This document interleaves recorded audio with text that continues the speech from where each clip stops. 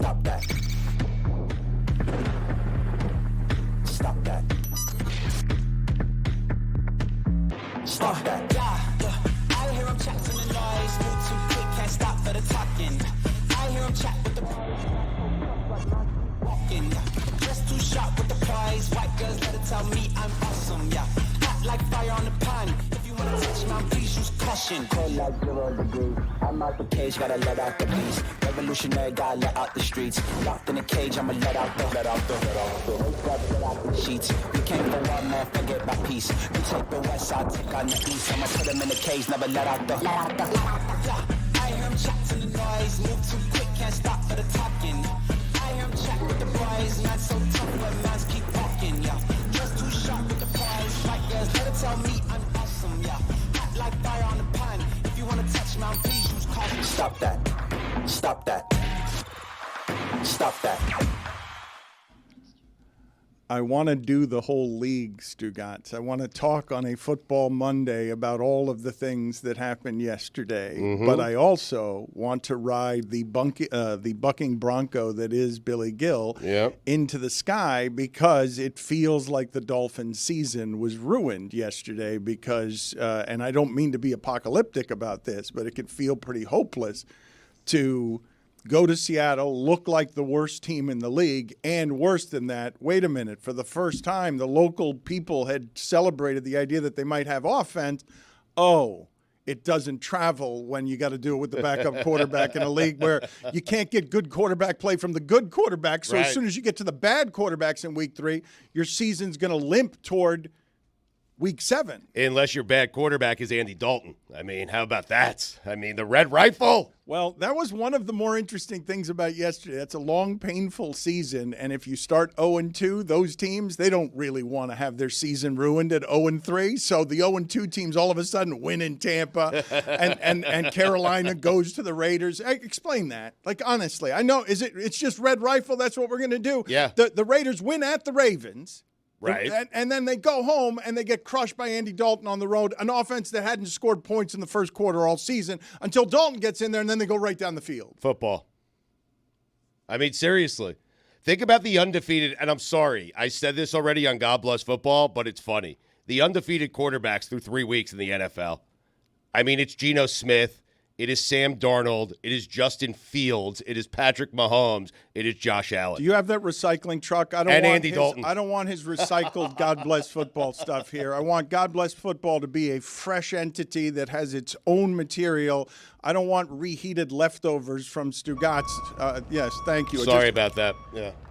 And Billy, I need your help here to keep him honest, because he won't do that very often, what he just did, where he calls himself on making the first point of this show the point he's already made on God Bless Football. Well, it's just a larger point of we know nothing about this sport. We think we do every single year. You don't. I do. Most people do, and we know nothing. I don't understand sometimes what happens week to week in that sport.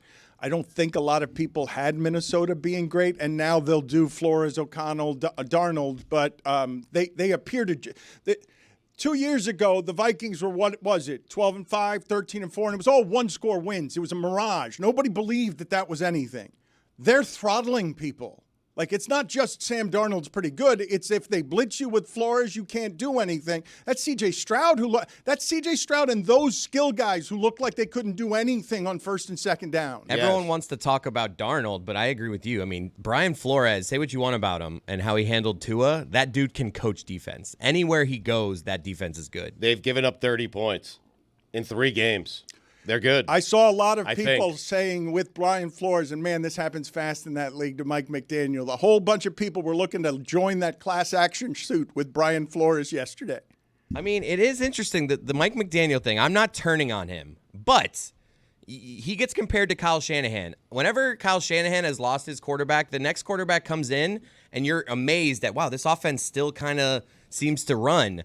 Without Tua, the Mike McDaniel offense, maybe they've just had really bad quarterbacks. Maybe C.J. Beathard, who Kyle Shanahan has had, is better than Skylar Thompson. It's just, I don't know. For the Mike McDaniel genius, we got to see a little bit more. I get it. You need the quarterback.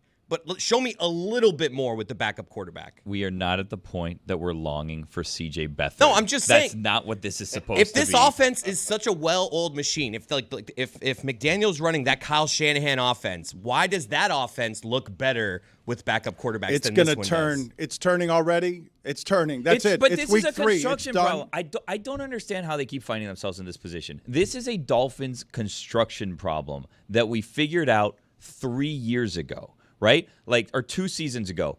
When Tua went down, the plan was Teddy Bridgewater. And then he went down, and then we had Skylar Thompson, and you learned Skylar Thompson wasn't good enough. And you could say he almost beat the Bills in Buffalo in a playoff game. But he didn't. And you learned that's not enough if you lose your starting quarterback. So what do? They go out and they bring in Mike White. And then Tua doesn't get hurt last year. And then they said, you know what, Mike White, we don't want to pay you. So if something happens, we have Skylar Thompson. He beat you out for the job. And yet again, we're learning Skylar Thompson is not good enough if Tua goes down. Let me, and then there's no backup plan. Tim Boyle is the plan Fair. if something happens to Skylar Thompson, who himself wasn't good enough. And, obviously this is Monday morning quarterback, but, you see the quarterbacks that are out there thriving, right? And if this system is so great and anyone can just fit in this system, which is what everybody tells us, Tua's not good enough, you just plug in the right quarterback and it can work. Sam Darnold looks like the MVP of the league right now. You couldn't get someone like a Sam Darnold to be a serviceable backup when you know that Skylar Thompson wasn't good enough. There was no plan for Tua going down, which I don't understand because he has the injury history. There's always that fear with him. Last year, he was clean the entire season, so you assume he's never going to get hurt again, and Skylar Thompson's the backup plan? All of your criticism is going to be echoed by all of South Florida today. The only place I would pause and tell you, hold on just a second, is that he did beat out Mike White, and that Bills playoff game you were talking about, if it's this hard to play quarterback in that league for the good quarterbacks, they look like they stink. The ones who don't get reps are going to need a minute. You've seen what training camp has done to everybody else. I don't believe in Skylar Thompson either, but first game, when you haven't been the one getting all the reps, don't tell me you can go to Buffalo and put up 35 points with that offense, and you can go to Seattle and not have anything for offense, and the difference between those two players at quarterback is reps. It's the same player. But one of them is getting a month of preparation and the other one's getting a week. But he's not good enough from the time that he was quarterback. You knew that's not He should enough never to be win your a backup. playoff Right. game. You knew that. Okay, but the man making the assessment on that, you trusted 2 weeks ago to make those assessments. Shanahan made that assessment on Brock Purdy. Do you trust your coach or don't you? I don't. I don't trust my coach because he's shown that he can't do things without Tua. Has he not? What has he done without Tua? Here, nothing. Here, the closest they've come was to losing a playoff game in Buffalo. I mean, it is fair criticism to say, hey, you have this quarterback, he's signed, you believe in him, we get that, but he's also prone to injury, right? So you might want to have a better backup. It's what the Jet fans went through last year when Aaron went down. I know, Stugotz, and I don't want to do the backup quarterback show just because what I'm telling you when I say, well, do you trust him, or is your trust so flimsy that it loses one time at Seattle and you're like, no, it doesn't know what he's doing in terms of quarterback selection? Because it seemed to me like you trusted him the last 2 seasons to be able to do offensive evaluation. But it's not one time, right? It's been every time Tua's gone out, the season has somewhat fallen apart, right? And if you look at the schedule, the Dolphins have winnable games coming up. They have the Titans, they have the Patriots, they have the Colts, the Cardinals you don't really know, and then they have the Bills. So you very well could get back up to 500 here, right, with the Dolphins, and then convince yourself okay, things are fine. Skylar Thompson is fine. He just needed some reps, and it's because you're going up against bad teams. Am I crazy for thinking that they already admitted that they know that the room is not good enough? They could have signed somebody that was just a player to put in that room. They signed Tyler Huntley. And look, Tim Boyle has never been a good quarterback at any level of football. He's never shown you anything. It's an amazing stat line for Tim Boyle. His entire career, he's never been good at quarterback. I'm fairly certain that once Huntley gets the playbook, because he's been here for about 5 minutes, he's going to climb up that depth chart. I don't think that there's a person that evaluates in the NFL that would tell you, maybe outside of the staff because he's just more familiar with the offense, but from a talent level, Skylar Thompson is not considered better than Tyler Huntley. I do think that they've already admitted to the world that they need to get better at that position. But Billy's point, though, when he talks about structural, is you could have had Huntley long before now. You could have gotten him whatever reps it is. But I really don't want to do the backup quarterback show because I do think that what we're thinking when they sign Huntley to the practice squad is, oh, how fun, an athletic quarterback to go along with those skill guys. What happened to the Dolphins yesterday in Seattle was a betting line surprise because everybody thought McDaniel was going to be able to travel. All the games are close.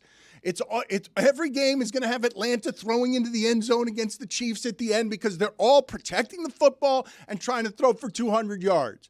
You got Dallas as a total finesse team. They can't run the ball, can't stop the run, and Jerry Jones spends the whole offseason putting money into the offensive and defensive lines and telling CeeDee Lamb and Dak Prescott to hold on.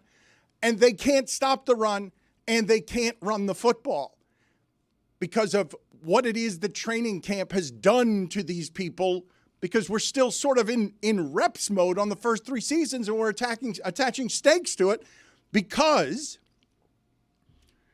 you guys know that Myles Garrett yesterday is playing, and they're already saying, they're like, he's got 2 bad feet. But he says he's going to wait until the end of the season to handle it. That's a long time from now. The end of the season? Yes, he's going to take surgery 15 games from now.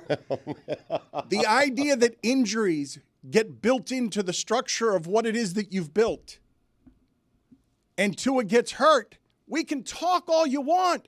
They have no answer for that amount of their payroll going away. All you're trying to do is like win 2 of the 4 games, 2 of the 5 games, 2 of the 6 games. Right. You're just trying to get to the season to matter halfway through because you don't want everybody limping through this before he gets back. But think about what you're counting on. You're counting on a guy who's visiting neurologists. Like, you don't. Well, that's Billy's point, Dan. Why not have Joe Flacco? Why not get Russell Wilson? Why not inquire about one of those guys? Jimmy G. In the event that Tua goes down, you have a backup so you don't have to miss a beat potentially. They tried that the previous year, and their salary cap situation is such that they took a gamble and said, we don't want to commit millions of dollars at a backup position because we want to allocate that money elsewhere. And they lost the gamble. The spending in this sport is interesting, Stugotz, because CeeDee Lamb, you see what's happening with the Cowboys, right? They're already visibly frustrated.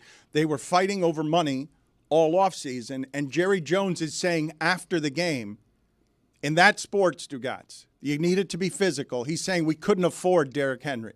That's a running game that makes you physical upon landing. Yesterday, he had 12 broken tackles for an extra 45 yards. He was great. Because they weren't going to be 0-2, or 0-3 rather. The Ravens start 0-2. They're not going to be 0-3. Carolina start. Do you know how much of a misery that season is if the first 3 games in you lose all of them and your body physically hurts? I don't think there was a bigger factor in what happened yesterday. Denver going and getting 7 sacks of Baker Mayfield. Yeah. Crazy.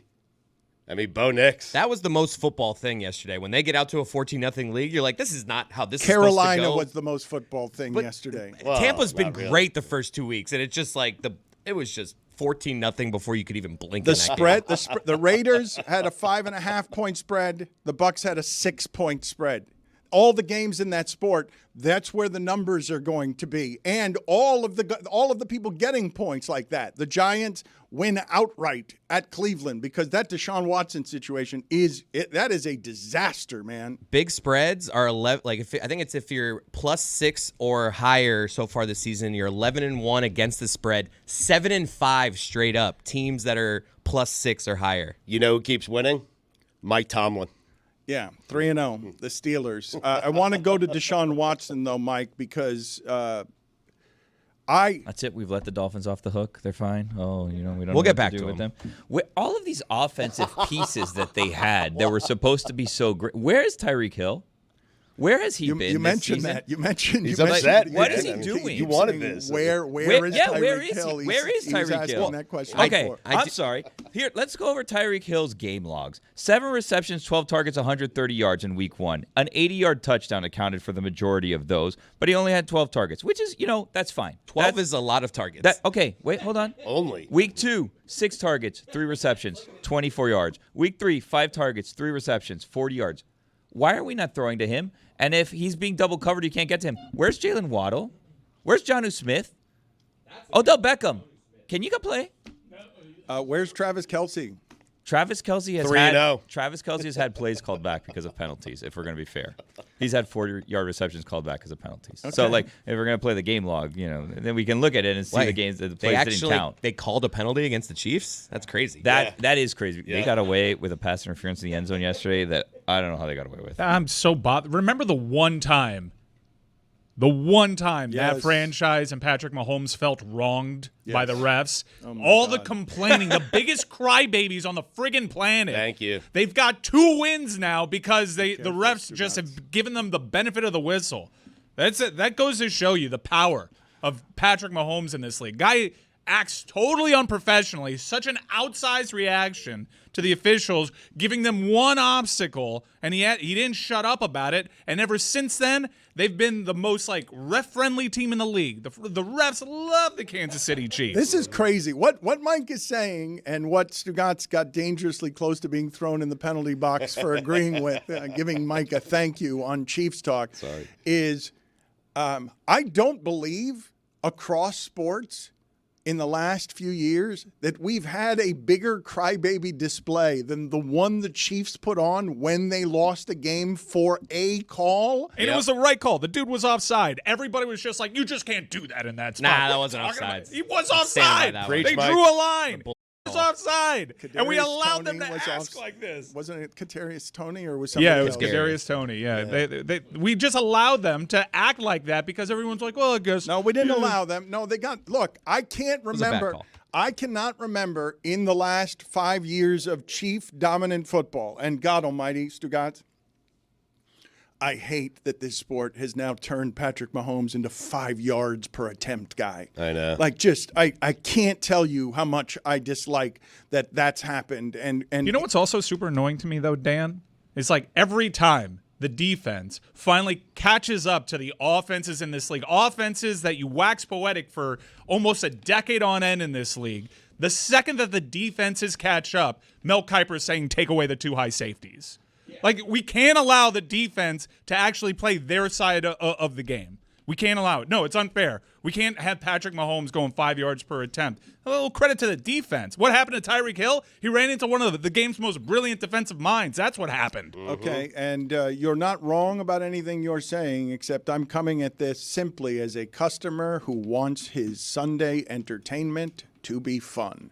And I don't want great, majestic talents who have mastered the game reduced to 209 yards passing on 24 of 29 with an interception and a fumble because the defense is so good that he's going to have to settle for 22 points when I always thought that offense was going to go 30. Because 4 years ago, he was going 9 yards per attempt. It was twice as much yardage because he had Tyreek Hill. I don't like that kind of football, and it's a plague throughout the sport. Like, as soon It's as not a plague. Dude, you wanna say how great and majestic Patrick Mahomes is at playing the sport, but Harrison Smith is not entitled to play his sport as brilliantly. Yep, No, well said. sorry. Right. You can't be good at your job.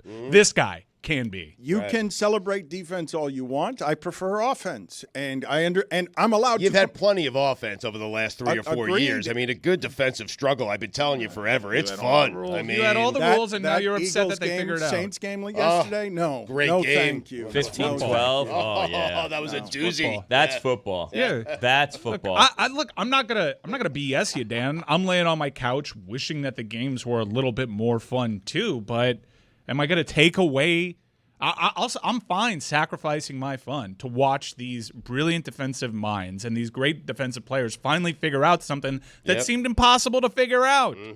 It's like we can't just say let's change this sport because they got too good at it. Well, first of all, they do that all the time. We can only do that with Wembanyama. Right. They do it all the time throughout sports. But why can't Spags be great? Huh? He is great. I know. Nobody is disputing. Acknowledge it. that MVP. Be careful with the Chiefs, though. Yes, please be Well, careful. something's off, but- Yes. It's his hair color. I just, for me, and I regret that I didn't start with college football today because I'm just not that interested in that Broncos-Bucks game, even if it's the biggest surprise in the sport. It's not an aesthetically pleasing thing that I'm watching. I'd prefer to watch the offensive players be great than the defensive players, although I, too, am amazed that nobody can block T.J. Watt, that T.J. Watt is 3-0. They might as well have T.J. Watt at quarterback. They might as well just snap him the ball, because it's not just that team is 3-0. It's that in the fourth quarter, they're going to ground you to dust. Like that Justin Herbert, Herbert, if you limp into that game, they are going to go ahead and hurt the rest of your body the remainder of the game. And in the fourth quarter, your team is just going to pack it up and be like, yep, we lost by 10. We can only score 10 points. We got them early. And we wouldn't score again, because how can no one block T.J. Watt? How is T.J. Watt the best member at football in his family? How is that possible? Mm-hmm. And people ask you, hey, what's the matter? Well, we play Tomlin. Yes.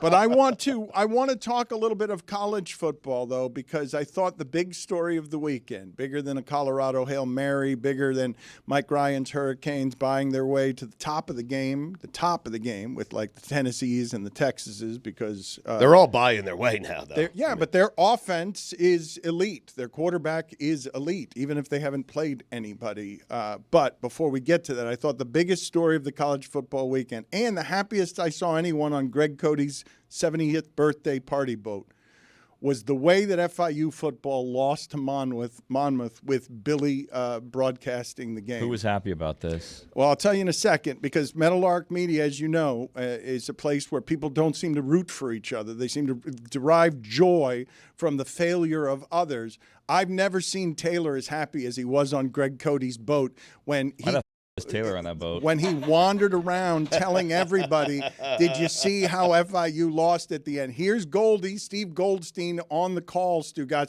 Now, the situation is this. There are 43 seconds left in the game. It's an offensive game. The Panthers have a 2nd and 1. They're down 3 to Monmouth. It's 45-42. They're in field goal range, easy field goal range, and 2nd and 1 makes this. So they are nearly guaranteed to tie this football game at the very least, and certainly can win it here because of the offense in the game. But here's what happens at the 1-yard line.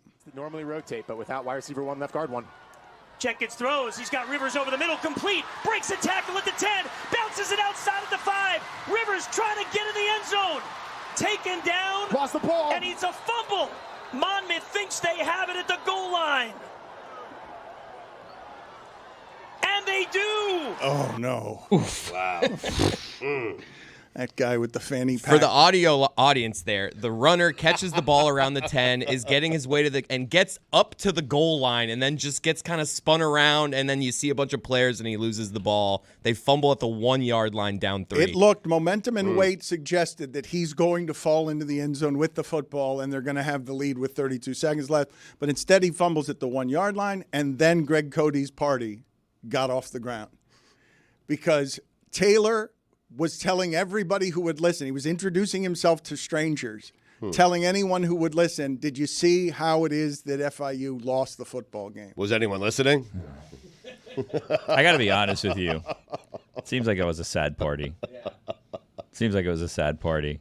And I felt bad for Greg. I don't know if it's, a consequence of getting to 70 that your friends become Taylor and your vote. All of a sudden, this boat was like VIP. You couldn't get invited. And then I saw every Tom, Dick, and Harry in this office was at that party. And I was like, wow, Greg really doesn't have any friends, huh? Well, we got some no's in the office. I mean, just reach out to like cousins, second cousins, anyone else. But there's like 100 people there. Why is Greg Cody Taylor's catching there. strays because of FIU? Jeez, right. lashing out. At Greg no, Cody. it's not Greg. I'm just saying. I saw some of the photos and videos of this thing. I go, ooh, how did this person get invited to this boat party? And Taylor's there. Taylor, by the way, is dead to me. I'm just gonna say that right now. Taylor is dead to me, and we may be coworkers, but I will not be working with him moving forward, because I extended an invite for him to cover this game, get video for the company of me covering this game. I was on the call for this game, and he said, I'll do a Tuesday game. You're not invited to a Tuesday game, bud, and I'll make sure you're never invited to the cage ever again. Whatever minor strings I have, I will make sure I flex to ban you from Pitbull Stadium so that you never go there. I will talk to whoever I need to make sure you're not allowed at Pitbull Stadium ever again, Taylor Vipolis. Can you do the same for me? His coach quit on his team after the game because he didn't want to deal with the Taylors of the world anymore. Dan Le Batard. I may take it one step further. Wait a minute. Wait a minute. You're getting sexier by the moment. Slow down. We haven't even gotten Stugotz. I'm gonna turn Jason around and- Sanders, you're on notice. Oh, my God. One in spite of him. Oh, wow. I love you, Duke. This is the Dan Le Batard Show with the Stugotz.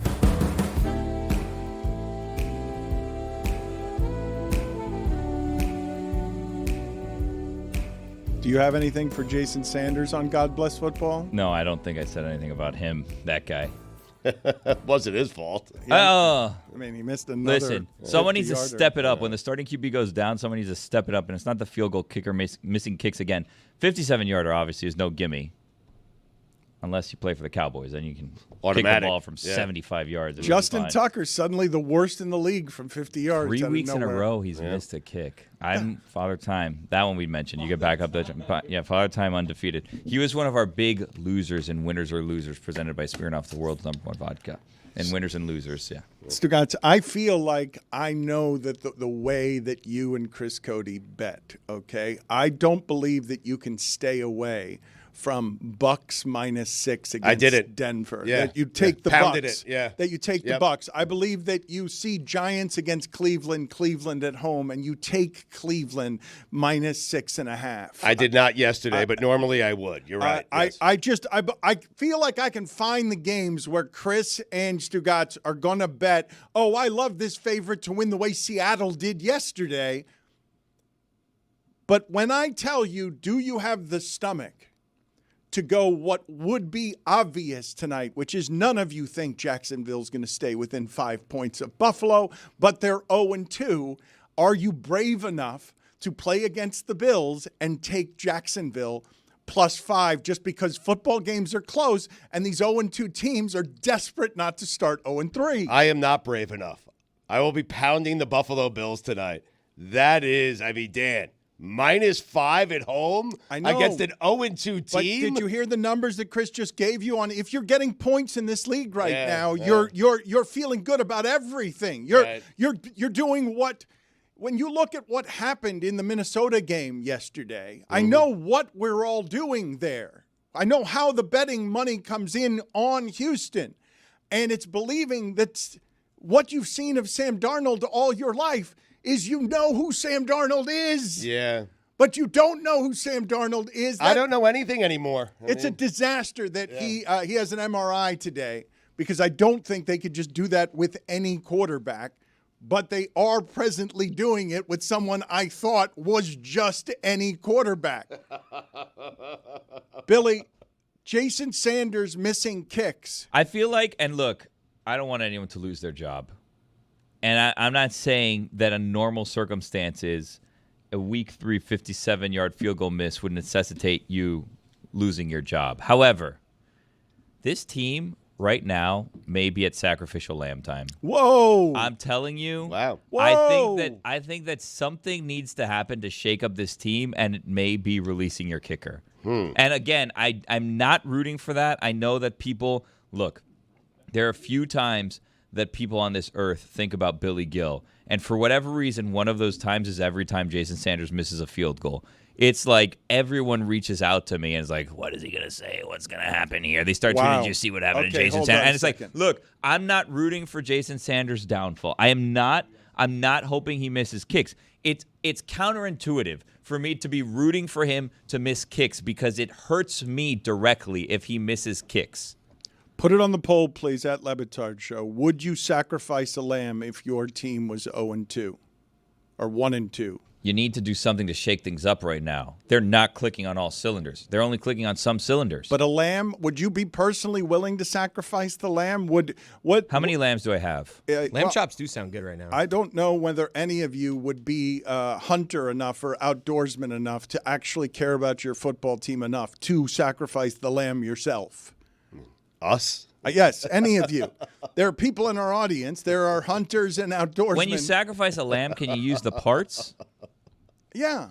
Okay, then it's not a total loss. No, but I'm asking you if you would sacrifice an actual lamb. You sound very mad today. You really did just fire Jason Sanders. I did not do that. If you make him a sacrificial lamb, you're telling him he's not on the team anymore. I said it might be time. I don't make these decisions. Chris Greer makes these You're decisions. the only one and who we makes all know these decisions. decisions. Chris Greer doesn't They're make the your best words. decisions. Right. What? The Huh? choice Who of said your that? words is you are saying sacrificial lamb. Something time. has to change. Does something not have to change?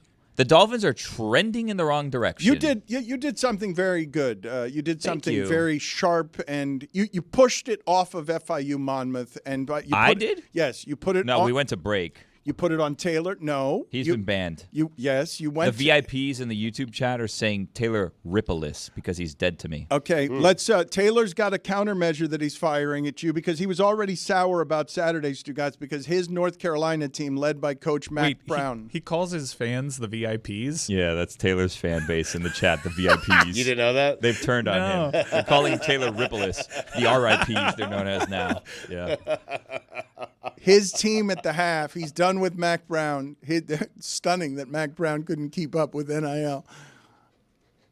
His team was down to James Madison at home, 53-21 at the half. Yep. I don't think I've ever seen that before. Like a legitimately big favorite, North Carolina, double-digit favorite, down 53-21 at home to a James Madison. Like I think I've watched sports all my life, and I don't think I can give you an example of that happening at halftime of a game. So now Taylor is singing or he's serenading Mac Brown out the door.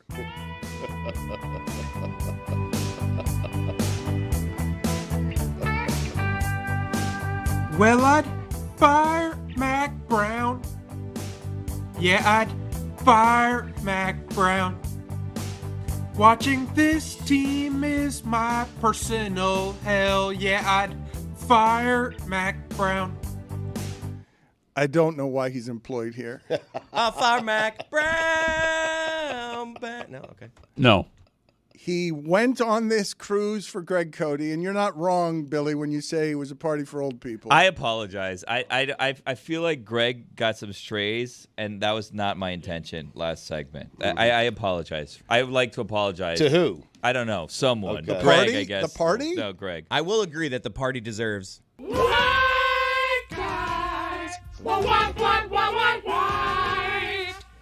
I was there.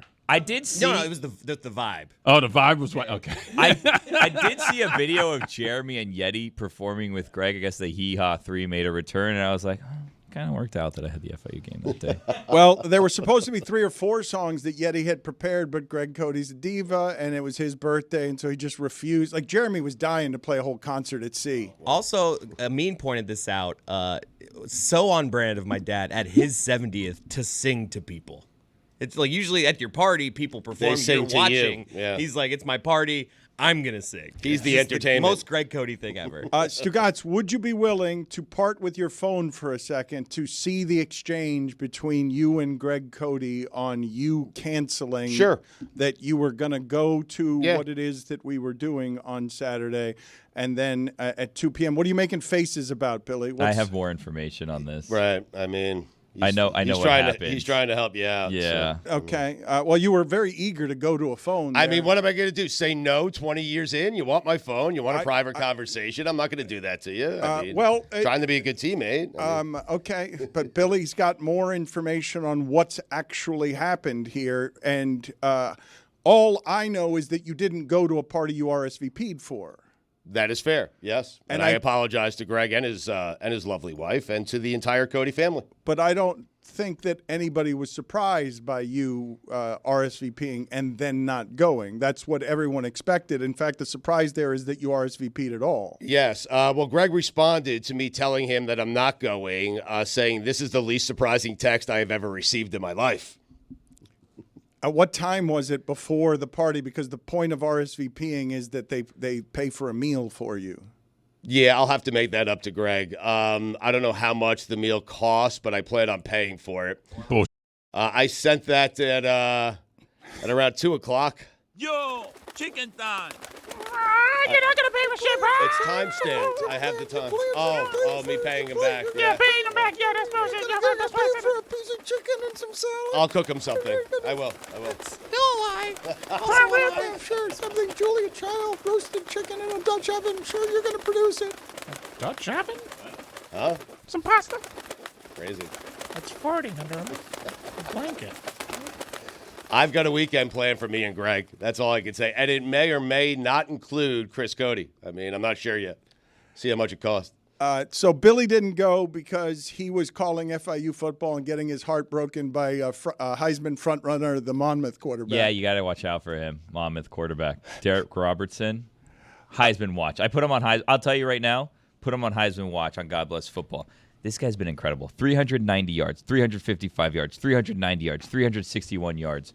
Granted, he's in the FCS, so he probably won't win the Heisman. But if he was in the FBS, Heisman watch. Mike Ryan, Derek Robertson.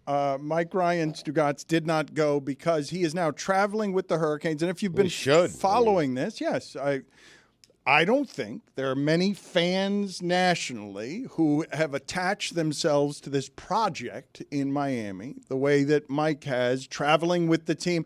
Largely, the history of University of Miami football, they don't travel great. Even when they're really good, I'm sure that Mike Ryan is traveling with a group of people that he's gotten to know because they're among the few that go to a lot of the Hurricane games. And so Miami goes up to South Florida and puts up a 50 spot. So Cam Ward has now started with more yardage, Stugotz, in the first 4 games than any quarterback in 25 years for the University of Miami. That's crazy. Who's the last one? Testaverde? Like, it's 25 years since a quarterback started this way at Miami. I'm guessing it's pre-Dorsey. Dorsey didn't start this way. Ja'Cory got out to a hot start.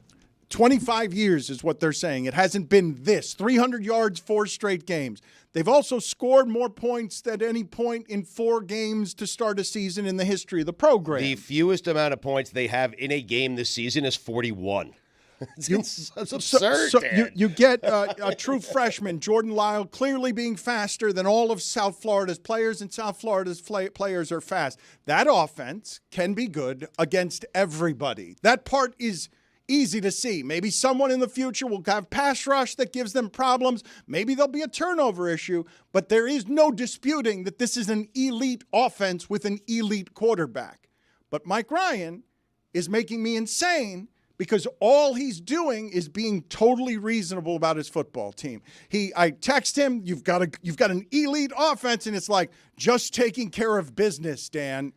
We've got a shot to do something this year. It's all like said with a briefcase in his hand. Right. Well, it's a business trip. I mean, he's right. It's annoying. Press conference speak is what he's getting. It's annoying. But Mike put the team together or helped put the team together. He expected this. I mean, he's confident in his own evaluations. I don't think he likes the appraisal of helped put the team together, but he was involved in the innards of what it is this was, and clearly Mario Cristobal, this can't be disputed, Stugotz, the part I'm about to say, because you look around the sport, Tennessee's obviously good, Ohio State's obviously good, Georgia's obviously good, Texas is obviously good. But in that next class of, can they be up there?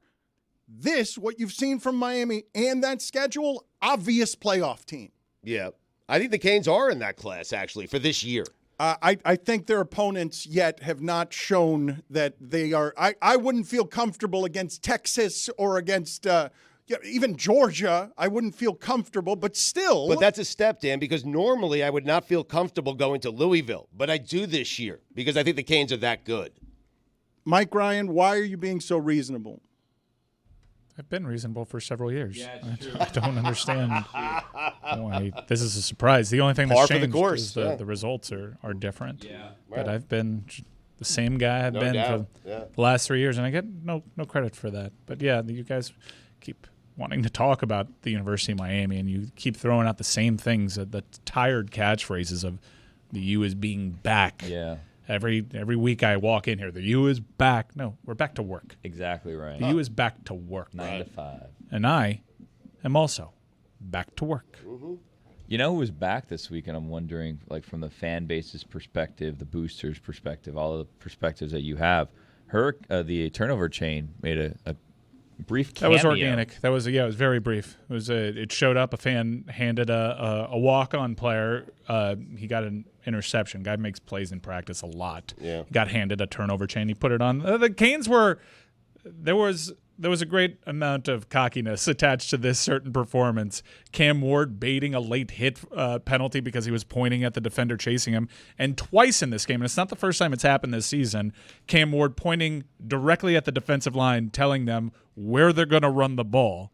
And then Miami runs the ball there at that exact spot. Cam Ward tells the opposing defense and scores a touchdown. So yeah, some of the fun is back at Miami. Well, and the celebrations. They were doing this on the sidelines, and this harkened back to a different age. I have not seen the celebration that involves obvious pantomime of spanking.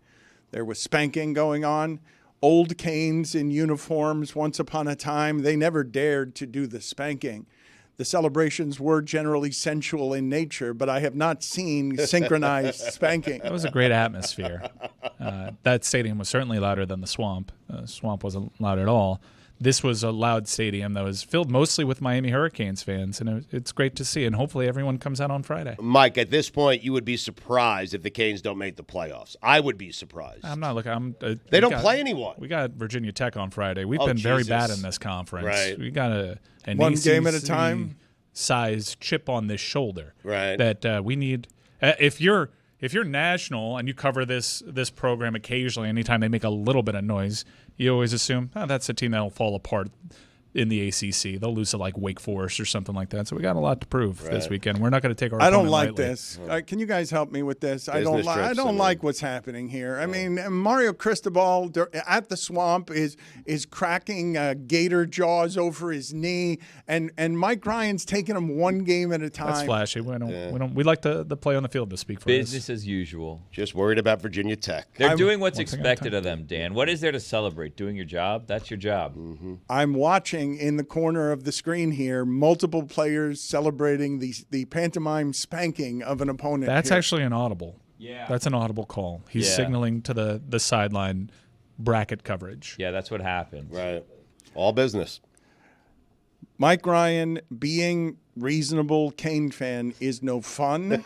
I was asked this. You know what I've noticed? My team also winning every week has not been very fun for the rest of this show, which is curious. Looking forward to Alex Golesh's interview on God Bless Football this why week. are you doing this to me when I'm sitting Why'd here you do that to me for the last 4 years? Because it was fun. Yeah, okay. Like you won't be there if they lose the games, dude. I'll be right there. After 4 This years. is all a setup. You're all trying to draw me out so I can get emotional. I don't think they're going to lose, Mike, until the playoff. We're not talking playoffs. We're talking Virginia Tech. No, okay. Well, so forgive me then, because it's fine that you don't want to go down this path, but it has been, Stugotz, a while since I am in the street, and by way of conversation, instead of the Heat, instead of the Dolphins, the entry point to people who want to talk to me is about the University of Miami. And it's also been a while since, not unlike with the Dolphins when they came upon offense, that I would say to you, whether you want to say the U is back or not, the schedule is easy enough and the offense is obviously good enough that they should be favored in all of their remaining games until the ACC championship based on what we've seen so far. Cam Ward is a legitimate Heisman candidate. He has announced himself to America on a whole lot of people aren't playing better than this right now. He has not yet turned the ball over very much. They have not played exceptional teams yet, but they don't play exceptional teams. And so when I'm telling you 4 games in that they will be favored against everybody they play against if their quarterback is healthy, that suggests to anyone listening that the team is relevant again in a way it wasn't even relevant when Mark Richt had him at 10-0, number 1 in the country going to Pittsburgh, and we all knew that team wasn't actually that good. I agree with everything you just said, but I also understand Mike, who, at least for the last 15 years or so, has been a bit tortured as a Hurricanes fan, wanting to take this 1 week at a time. Like, not wanting to get too far ahead of himself because, Dan, he's smart. He looks at the schedule. He sees that the Canes have a massive opportunity here, but he just doesn't want to talk about it. So I'm with you. Not good for the show. But no, I'm not even saying it's not good for the show. I would say my wife does this as a way to make sure that she doesn't feel great disappointment. If you put your expectations in a very reasonable place, you're less likely to be disappointed. But what I'm saying to you and everyone listening to this, if you're not willing to get excited about the fact that you have an elite quarterback, then when are you allowed to put your expectations in something? Because the reason that Billy and Chris are the way they are today is because of the expectations of the last couple of seasons of what they've seen from the offense, and then it goes to Seattle, and you're like, well, I'm used to the 24-3 game with all my teams that go up there with offense, but I'm supposed to have an offense that I'm going to get in the game no matter what, because even if I'm down 24-3, because of the skill guys I have. If you're not going to get excited about the fact that the University of Miami clearly has one of the best quarterbacks in the country, then what are you going to get excited about? What are you allowed to do with your expectations? I think he's got post-traumatic stress disorder from all the other times he's had expectations. Look, I've seen this team deal with an injury to their best defensive player and their offensive line decimated early. So I'm really excited to get into conference play and get our best players back. And hopefully we can put in some good performances. Right. I mean, Dan, it's why I'm not that excited about what the Jets are doing and what Aaron Rodgers did on Thursday night. Like, I've had too many heartbreaks. I've fallen for this before. And so I want to be excited. I want to get excited. I look at their schedule. They have the Broncos coming up this week. I think that's a win. But, I have to tread lightly here because bad things usually happen to my team. You've got a proud Virginia Tech Hokie team that is well coached coming into town. One thing at a time. They are proud. We always fall apart come conference play. We got a lot to prove. Yeah. God, I hate this. If you're not going to get excited about a great quarterback, what the hell in sports are you going to get excited about? I'll give it to you. Okay. All right, fine. I'll drop the bit. Yeah. We are indeed back to work. I mean, he's no Derek Robertson, but is Virginia Tech well coached? Yeah, we have respect for our opponent. The thing about Miami, right, is like there's gonna be a hiccup. Who is the coach? There's always a hiccup, right? Beats me. I'm looking at it, Billy. I'm trying to find where there's always a hiccup. It's just they're coming into the hardest part of their schedule right here. It's just recovering from the hiccup has been kind of what happens to the Canes sometimes. At Cal, maybe? You're the Duke. At Cal, maybe next week. That's tough. Look at all these consecutive games, cross country, prime time, back road games. Yeah. At Cal, at Louisville. After very Louisville. difficult. Very difficult. Those are good programs. And Florida State. These next four. I think Louisville plays Notre Dame this week, right? Yep. Louisville could be favored in that game. I can't say that. I'm not going to say it. Just pretend there's peanut butter in your mouth. We haven't proven anything. I don't believe that California or Louisville will be now favored against the University of Miami. No, Cal won't be. It'll be interesting to see if Louisville beats Notre Dame. Yeah. And then that's like a home primetime game. We'll see what the line is. But the lines have been very respectful of the Miami Hurricanes. If I may, though, okay, because this stinks for Dan. And for me, really. I'm willing to do this, even though I understand that they haven't played anybody. There's a reason why you're saying that. It's because they've been dominated. For the last 25 years, the University of Miami, trying to live off of past glories, has thought that it is not Virginia Tech, Georgia Tech, Louisville. It's not any of these teams. Louisville, excuse me. It's not, but it has been. They've been just another team in a historic, nostalgic uniform that used to win championships. They are not that team anymore. They're not Georgia Tech. They're not NC State. They're not North Carolina. Their quarterback is better than all of those quarterbacks. They're back. Yeah, to work. Mm-hmm. Their quarter is back. To work. Yeah. They have a quarterback that no one can dispute. There's not an answer for how he plays the position. They're going to score a lot of points. They're going to be a team that is different from all of those ACC teams that you're used to seeing, that Louisville does pull away from. It's a lull. Lull does pull away from Georgia Tech late, but there's not a lot of difference between them most of the game. That's several weeks away. Yeah. We got a primetime game. Right. We got to pack the Rock. Respected coach. Our students got to come out there, Will out. Will the Rock be packed is the question. Probably not. Is the turnover chain traveling now? No, that was just a fan that handed. You got to something. get that out of here. And we've talked to that player. Did since, they melt so don't that put down? on. What happened? What happened to that thing? Like, is it just non-existent anymore? It's like your grandfather or grandmother's jewelry. It gets put together. A bunch of jewels get put together, and then it's some quinceañera.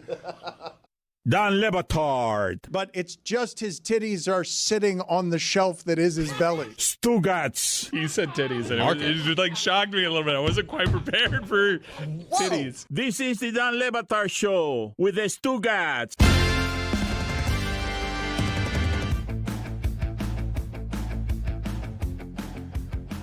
It has been happening, it seems like, more and more around here where we start a show and somebody that is either locally iconic or nationally iconic and means something to this show has passed away. Mercury Morris is gone now at the age of 77. And for those of you in South Florida who remember this far back, you can say with a decent amount of confidence, after Muhammad Ali came through South Florida with a great deal of flamboyance, that Mercury Morris might have been the first South Florida athlete who was black, fluorescent, flamboyant, outspoken, dangerous, eloquent, fun, a poet, and a member of the 72 Dolphins who was very different from all the other members of the 1972 Dolphins, the most vocal of the 72 Dolphins. It was a rare time in sports, Stugotz, to be exhibiting that amount of personality and brashness as a black man in sports in 72, not that far removed from the civil rights movement, like a genuine South Florida fixture and a source of great strength and black pride locally, because it had to be hard to be him, and he was unapologetic about being a genuine star on an undefeated team. Yeah, he was also a great player, and that was a legendary team. He had 1,000 yards. His only 1,000-yard season was for the 1972 Dolphins. He was outspoken. He was great. He was confident. He took so much joy every time the last team that was undefeated lost every season. No one else has done it. He's part of a team that did it. He's a great guy. And I got to know him a little bit over the years. Mercury was different. He was interesting. And he was very cocky and very confident, but there was a very caring man there as well. Mercury Morris was great. That team, I saw a clip the other day of Larry Zonka running down the sideline, and he basically just ran over someone on the sideline, and he was telling the story with Don Shula of Don Shula loved the hit. Then, for the first time in the sport's history, they saw a running back called for unnecessary roughness just for running. And then Don Shula flipped out on him for costing them 15 yards because Larry Zonka was just super physical. I know this is a bygone time, and I know that more and more you've come to expect that people in their late 70s and 80s aren't going to be with us anymore, but I just did want to stop for a moment in the celebration of what this sport has been in this town and in making this town matter more than it used to back in 1972, because they had this undefeated thing down there, and it was the first sports thing that they had. There wasn't like highlight or some third world or international thing as opposed to major league professional sports. But when we talk, Stugotz, about the toughness of football, I want to show you a couple of things here because I was laughing this weekend. Stillwater, Oklahoma, it was 100 degrees. It was clear that everyone on Utah and Oklahoma State was broiling on the field because they went to the sideline reporter and she's holding up a thermometer and it feels like 143. That's a classic. Yeah. And then I love that move. They go, but there are fumes coming off the field, and we are baking human beings is what we're doing. And they go to Brock Heward in the comfort of the air-conditioned booth, and he's like, it's a day for toughness. And I'm like, nobody wants to be out there broiling at 143 degrees. But he's right. I mean, okay, so you're going to out-tough. Put it on the poll, please, Juju, at Le Batard Show. Was Brock right? Can you out-tough 143 degrees? I mean, okay, you're asking a crab to out-tough boiling water, but okay. Stugotz thinks that Utah comes in with more toughness because they can handle 143 degrees better. Have you seen their coach? I mean, Kyle Whittingham might be the toughest coach in America. Okay. I mean, seriously. Okay. And Am I wrong? Yes, no, that's why they won. Yeah. That's why, because he rides to the stadium on a motorcycle. That's why Utah went into Oklahoma. They beat Mike Gundy, who was wearing pants that were catching fire from the flames on the field because 143 degrees is not a reasonable temperature for anyone to play football. But because football is giving off toughness at all points, here you've got a tattoo that's ridiculous, Stugotz. A person with, I believe, both wonderful and horrible judgment has gotten a tattoo of Dan Campbell on their knee, around their knee, trying to bite their knee because Dan Campbell is a knee biter and is threatened to win in the NFL. He's got a 26-27 career record, by the way. He has threatened to win in the NFL by biting everybody's kneecaps. And so here is a photo of a terrible idea. And I also wanted to show you a picture of, and this is stunning here. This is comedically perfect. Forgiveness to the audio audience, but we're showing pictures. When Gronkowski says that the guy who is most likely to break his records as the most dominant polar bear in the history of the game looks like Brock Bowers. This is, you can't dispute that this hairline and the crazy in the eyes that gives off a little bit of the Cajun guy in Waterboy. The crazy in the eyes, you can see how that can be trained to have about 1,400 receiving yards if it gets the right quarterback in the NFL. But that does not look like athletic dominance there. You have to shave the rest of that. Somebody who loves Brock, tell him, just go bald there, Brock. It's okay. You might be insecure about the shape of your head, but it's going to be okay. That's what Jason Taylor would look like if he'd let it go. Yeah. That's it. This is a message to come on home when it's that bad. Right. But you think Brock would look that good if he did cut it all off? I mean, it would look better. I can't think of worse hairstyles, really. I know, but bald? I mean, Brock Bowers? Are you arguing for the look that he's rocking over? I need to see it combed. I need to see him showing up to something formal. I mean, it's right after a football game. I need to see the hair at the draft. You need it combed over, Stugotz? I just want to see. Combing it over is going to make a difference. Listen, before I make a judgment here, I need to see what it looks like when it's combed. I will be with you on the idea that once you've taken your helmet off, you have that particular patch of hair, that scratchy patch of hair. Sweat after a football game is not going to help the look at all. But that's as bad as it can look if what you're trying to do with your hair is appear athletic.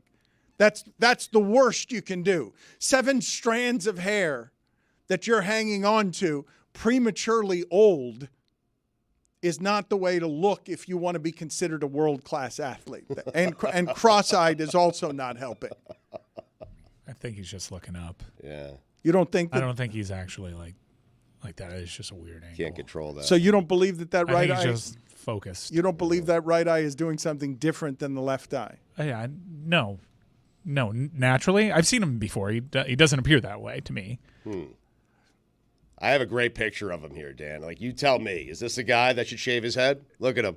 Show the audience. I mean, it's Stugotz. That's the hair combed, but he's clearly losing his hair. No, I understand that. I'm just saying I need to see the hair combed. That it still looks okay combed. He's not, it's not an emergency where he needs to shave it today. I think he's got about 3 months left. I think it is an emergency. I think it right now is an emergency that he needs to take care of that right now so that we can respect him more. We're going to underestimate him the rest of his career if he continues to look like this in public. That's fair. That dude's amazing. Yes. An incredible football player at Georgia. Yes. Well, you know who else is amazing? And this, there are so many athletes, Stugotz, running around on football fields all over the place that make tackling them very difficult. Saquon Barkley yesterday, the Saints had not given up a 10-yard run all season. And basically all Philadelphia had yesterday, because Jalen Hurts has more turnovers than anybody in the sport since the beginning of last year. Mm-hmm. All they had was hand the ball to Saquon Barkley and see if he can go 65 yards. Yep. And he did it. And he did, yes. And he did do it, and they barely end up beating the Saints and compensating for the fact that that Sirianni is trying 61-yard field goals late. Sirianni is doing everything he can. He's passing up chip shots, and then that's the time he decides to try to kick a field goal. He is doing everything he can to try and screw up that job, but Saquon Barkley would not let him yesterday. Because I believe that we believe that the Saints aren't as good as they look the first 2 weeks of the season, and that the Eagles are better than they've looked the first 2 weeks of the season. But I don't trust anymore in the sport right now, Stugotz, the way that it's being played. More obsessive-compulsive than ever about you can't be Will Levis. Like, Right. Will Levis, you're going to lose your job in 3 games if you keep making bad decisions. Jalen Hurts having more turnovers than anyone in the sport since the beginning of last season, Stugotz, Crazy. is a problem that will undermine you in a sport where all the games are this close and your offensive line isn't as healthy as it's been the last few seasons, and you got to go on the road and win a game scoring 14 points because you're constipated offensively, your coach takes too many chances, and you're turning the ball over more recklessly than anyone in the sport. It sounds crazy. It shifted very quickly, but a guy like Alex Smith is the kind of quarterback you want now. He is. He's a guy that never turned the ball over. Dan is right about this. Like, I don't want Alex Smith. I still prefer. you want. It's a larger point of you prefer your quarterback. Like Aaron Rodgers hasn't been great. You know what he's not doing? Turning the ball over. Alex Smith said yesterday during the broadcast, he's like, do you know how hard this position is to play? Peyton Manning spoiled it for everybody. All these young quarterbacks can't be playing. They're not ready to play. No matter how good you think they are, none of them are actually baked enough to be out there. It's Peyton Manning screwed it up for everyone, and C.J. Stroud made it a little bit worse. But you cannot expect these people to play that position well and not look like Caleb Williams yesterday, or, for that matter, Anthony Richardson, because they haven't had enough snaps. What you're saying about Peyton is there are very few guys, if any, that you could put in, have them start the entire rookie season, have an awful season, and still have the mental ability to shrug it off and turn out to be one of the all-time greats. That is very difficult. Bryce Young, I don't think, is going to have the ability to do that. I'm not certain if anyone other than Peyton has the ability to do what he did, because he was awful in his first year and still turned out to be one of the all-time great quarterbacks. Awful is overstating it, but he threw a lot of interceptions. I think the most interceptions a rookie has ever thrown. Yeah, and prior to that, no one had thrown more passing touchdowns either. He had the rookie passing record for a long time. But the Eagles are so interesting from this standpoint. You're right about Hurts and the turnovers, that Sirianni is not helping them out. But, Dan, they beat Green Bay with Jordan Love on a neutral field. They should have beaten Atlanta if Barkley made that catch. And they beat the Saints, who were the hottest team in the NFL, and they beat them on the road. Like, the Eagles could easily be 3-0, despite Nick Sirianni and despite the turnover. I feel like we can do that with about 25 teams in Oh, the we league. could, yes. I mean, Dolphins could be 0-3 if they don't get a fumble. It's true. You want a stat? So could the Chiefs. Courtesy of ESPN Stats and Info. The Dolphins are the only team in the NFL to not hold a lead for a single second this entire season. Their lone lead was on the game-winning field goal. Right. But you have your eye on him, huh? I mean, sacrificial lamb time. Yeah. I'm telling you. Yeah. And the person who were making the sacrificial lamb is the person who gave them their only lead of the season.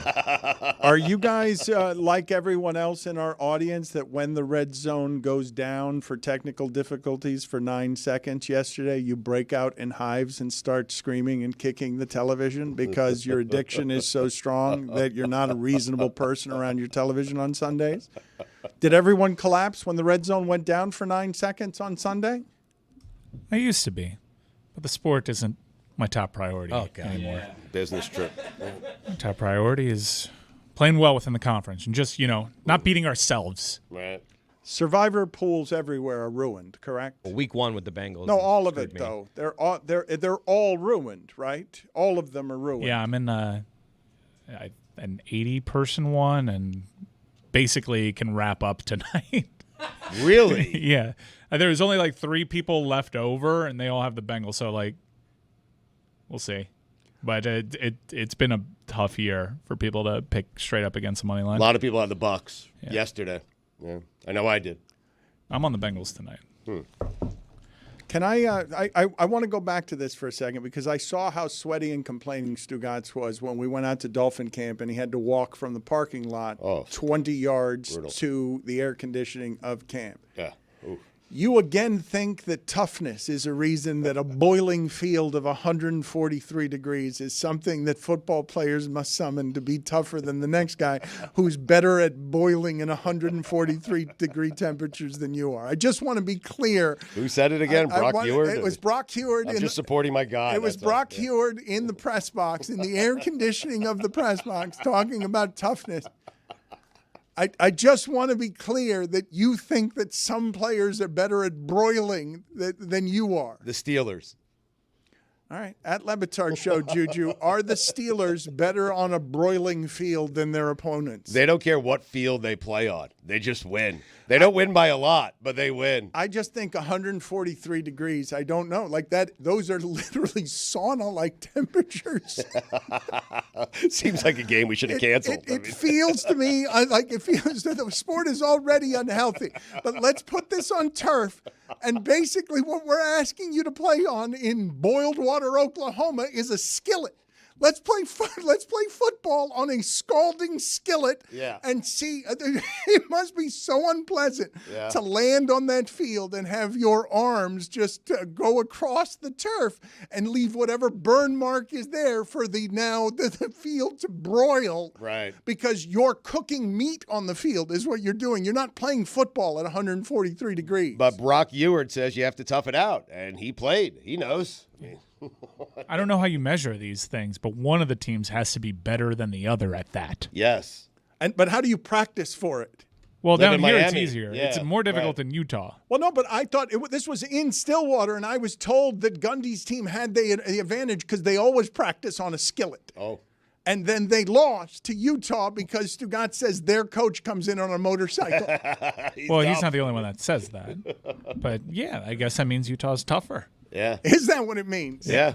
We found it out. They are. In Ace Ventura 2, he has to, for some reason, go over hot coals. Maybe we make players go over hot coals. That's how we practice that? Train their feet for I warm think so. temperatures. Mark Mangino got fired for that. He did. He did. Hazing, I believe. He was leaving all sorts of calluses on the field. They would do crab walks on those artificial turfs that were 135 degrees. Well, we tried that. We can't do it. All right. Yes, they were, again, cooler than the ones they were playing on Saturday in Boiled Water, Oklahoma. And by the way, Mark Mangino won an Orange Bowl. He did. With Kansas. Yep. Again, the players had to do those wheelbarrows, 100 yards on their hands, and then they'd finish and there'd be blisters all over their hands because, again, we're cooking human meat on the field. You win an Orange Bowl at Kansas, it's like winning a national championship. That's why he's our Twitter avatar for all of these years. He had to keep Talib on that team.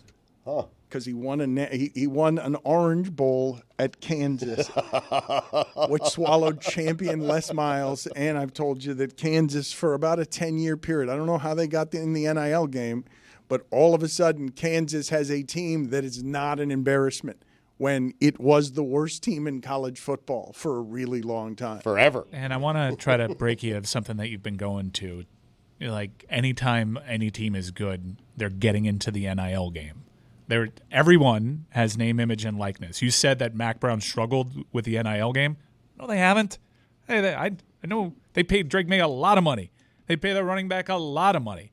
It's leveling the playing field, and it's just like back to work, back to how you evaluate teams. Yes, some teams have more resources than others, but when you get to that top line, there's very little difference. You still have to recruit the kid. You still have to develop the talent, and you still will have to deal with swinging and missing. Mike, but this is what I'm doing, okay, just so that you understand when I'm making it winning and losing at the NIL game. Michigan won this weekend with 32 passing yards. 32 passing yards. They beat USC, Lincoln Riley. I was told that Lincoln Riley was going to be instant by a quarterback, by a coach, and USC is going to go right to the front of the line in playoff football. It is not enough to be a great coach anymore. It is also not enough to be a great recruiter. You had better know, because your team is better at business in a more organized way in a totally changing landscape, you better be a CEO who can keep up with how fast things are changing in Miami in 3 years when everyone's telling you, hey, this guy's better at getting the players than other people are. where North Carolina for 3 years was dragging Mario Cristobal, or 2 years, up and down the field because it looked like Mac Brown was better at that game. He's not better at that game. You can't be down 30 at the half to James Madison and have everyone trying to run you out of town when you're near 80 years old. Like Nick Saban was saying, I don't have the heart for this anymore. Nick Saban was saying, I'm too old for. Yes, it is a CEO. And it's so don't just make the CEO a CFO and just worried about the finances, because a CEO is across the board. It is more a business position than it's ever had. And that's not just because business has formally made it there, because guys were buying their way into the game when Nick Saban was sitting atop it. That's always been around. But it's all the other things. It's being able to be on your phone at 3:30 a.m. It's over a long period of time. So I think it's just I'm not a fan of when people just say, like, Miami bought their way back into the game. Like, okay, but Miami was spending plenty last year. Everyone's trying to buy their way Mac into Brown the game. Yes, beat Mario Cristobal's team pretty good last year. There's a lot that goes into it, and it's more than just NIL. When they talked about Cristobal, though, and the $15 million payroll, the idea of all of that being that overt, to me, there is a learning curve there on how it is that these guys that you're asking to make you tougher and tougher and tougher, the culture of sports now also have to be good, or have a team around them, really, because they don't have to be good at all the problems that come when a guy can transfer immediately if he's not getting playing time, and you have to pay him 3 years, $1 million, because you're playing the game a little bit differently than it's had to be played before. I'm telling you, as somebody, the reason that I bring it up so often, Mike, is because the amount of failing that I have personally done in 3.5 years, not understanding what has to be known in business, has been very frustrating to me, and has felt in many turns, oh, this is how it all changes on people. This is how people get to 50 years old and think they know everything that needs to be known, and now the space totally changes and you've got to figure it out. I've lived it. And so I could see where it is these people would be confused by a million things, because Mac Brown has done it his way for a really long time and had success in Texas doing it that way and had success getting to North Carolina. And now he's down 30 and a half at the half at home against James Madison. But Mike is saying he also did it the new way. Now, it's not working out this year for him, but it has in years past with May and other players. So, but Dan, it is something new, and there is a learning curve. And so perhaps because the entire sport has shifted, and perhaps because it is now a business and it's overt and it's out there, yeah, you might have a longer leash for some of these coaches because they are learning something new. There's not a longer leash, though. There's less of a leash now because... Yeah, but no, see, Mario Cristobal is sitting here like, listen, if they didn't have a good year, we'd probably talk about, Stugotz, Florida State has a $64 million buyout on Norvell, and Napier's in trouble with a $20 million buyout. This stuff happens faster than it used to happen. But they're learning new roles and new responsibilities within what it is that they do because their job has changed. It is no longer just be a coach. It's be a businessman. It's not just that, though. Now everyone knows that money's involved, and when you make it business this overtly, it stops being about you have 2 and 3 extra years to do this. Like, man, this happened fast to Jimbo Fisher, where he goes from having the best college quarterback as a freshman you've seen, and everyone's saying, well, Jimbo's going to be right there with Nick Saban. Since then, Nick Saban's out of the sport entirely and put his name on. This is too crazy for me. Like, I'm not doing this anymore at 80 years old. Like, I cannot stay up here doing it this way if you're going to give the kids this much power. If you're going to leave me this helpless because you're going to make it about money this overtly. Painting Nick Saban as helpless is certainly one way to do it. By the way, Alabama's doing fine. Jimbo's a victim with a $75 million vacation buyout. Do you think Nick Saban's getting paid by the NCAA to lobby on their behalf? I'm asking because he's done a lot of speaking engagements touting this cause. Do you think he's a paid lobbyist? I don't know if... Because it's weird how often he's doing it. And if he's a paid lobbyist, do you think he should reveal that whenever he uses these platforms? If he's... when you asked the question, the reason that I said I don't know is I'd like to know that. I would like to know if he is a paid lobbyist, if it's that. He has been somebody who has named himself, as far as I can tell, ambassador for the morality of what is right with this changing business. I would really like to know if he's being paid for that. I would like a transparency clause. You think the NCAA has a slush fund, a bucket of money to pay for lobbying of that sort? Yeah, they've spent $250 million on it. Yeah. I need some help from Billy and Roy here on how much shame Chris Cody does or does not deserve. He is a lifelong South Floridian, descended from South Floridians. And when he told me earlier that Tony was going to be joining us for his top 5 from the Rickenbacker Causeway, he finished it with whatever and wherever that is. He has no idea where the Rickenbacker Causeway is. How is that possible? You've never been to the Miami Seaquarium? No, I have. Like I told Roy when Roy kind of mocked me for it, I'm sure I've been seen it, done it. Just don't know what it's called. And right. I'm a Broward guy. If it was $5.95, I'd know exactly where it was. But when I say Rickenbacker Causeway, oh my God! Oh, no, go on. Rickenbacker, whatever it's called. Let him finish. You know what I'm talking about, right? Like you've heard of it, right? Rickenbacker, whatever it's called. Well, you know? I mean, you're not. He knows what it is. But you know the He's Rick. Shame Chris for not knowing. As I'm talking this out, I think we need a little more range on this. Maybe we send Tony to $5.95 next week. What do you think? No? Okay. Rickenbacker, Stugotz. Yeah, you know.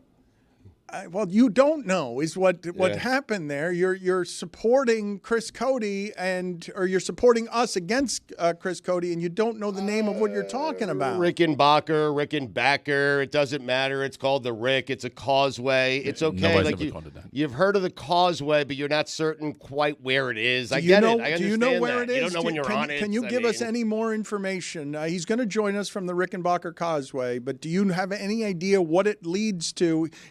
Roy gave you Miami Seaquarium. Is that a helpful hint on where and how it is, where it takes you? Right now, it's leading us to a bad segment. I've been to the Miami Seaquarium, so I guess I've been on it. But I've never been on a road, and I'm like, I'm on the Rickenbacker right now. That's what I'm doing right now. Well, you know it because it's one of the most beautiful things that we have in South Florida visually. You say so.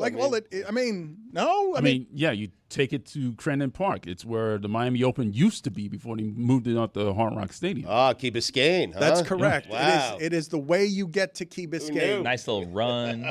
Time now Dangerous, for Stugotz's weekend observations. It is dangerous. I saw that this was actually a conversation I was having with Valerie over the weekend. Somebody just drove off I-95, and she said it's a great fear that she has. And she asked me, have you ever had it? I'm like, I've been driving this since I was 16 years old. It's not a thought I've ever had that you could just drive off of I-95. That's not something that you can do.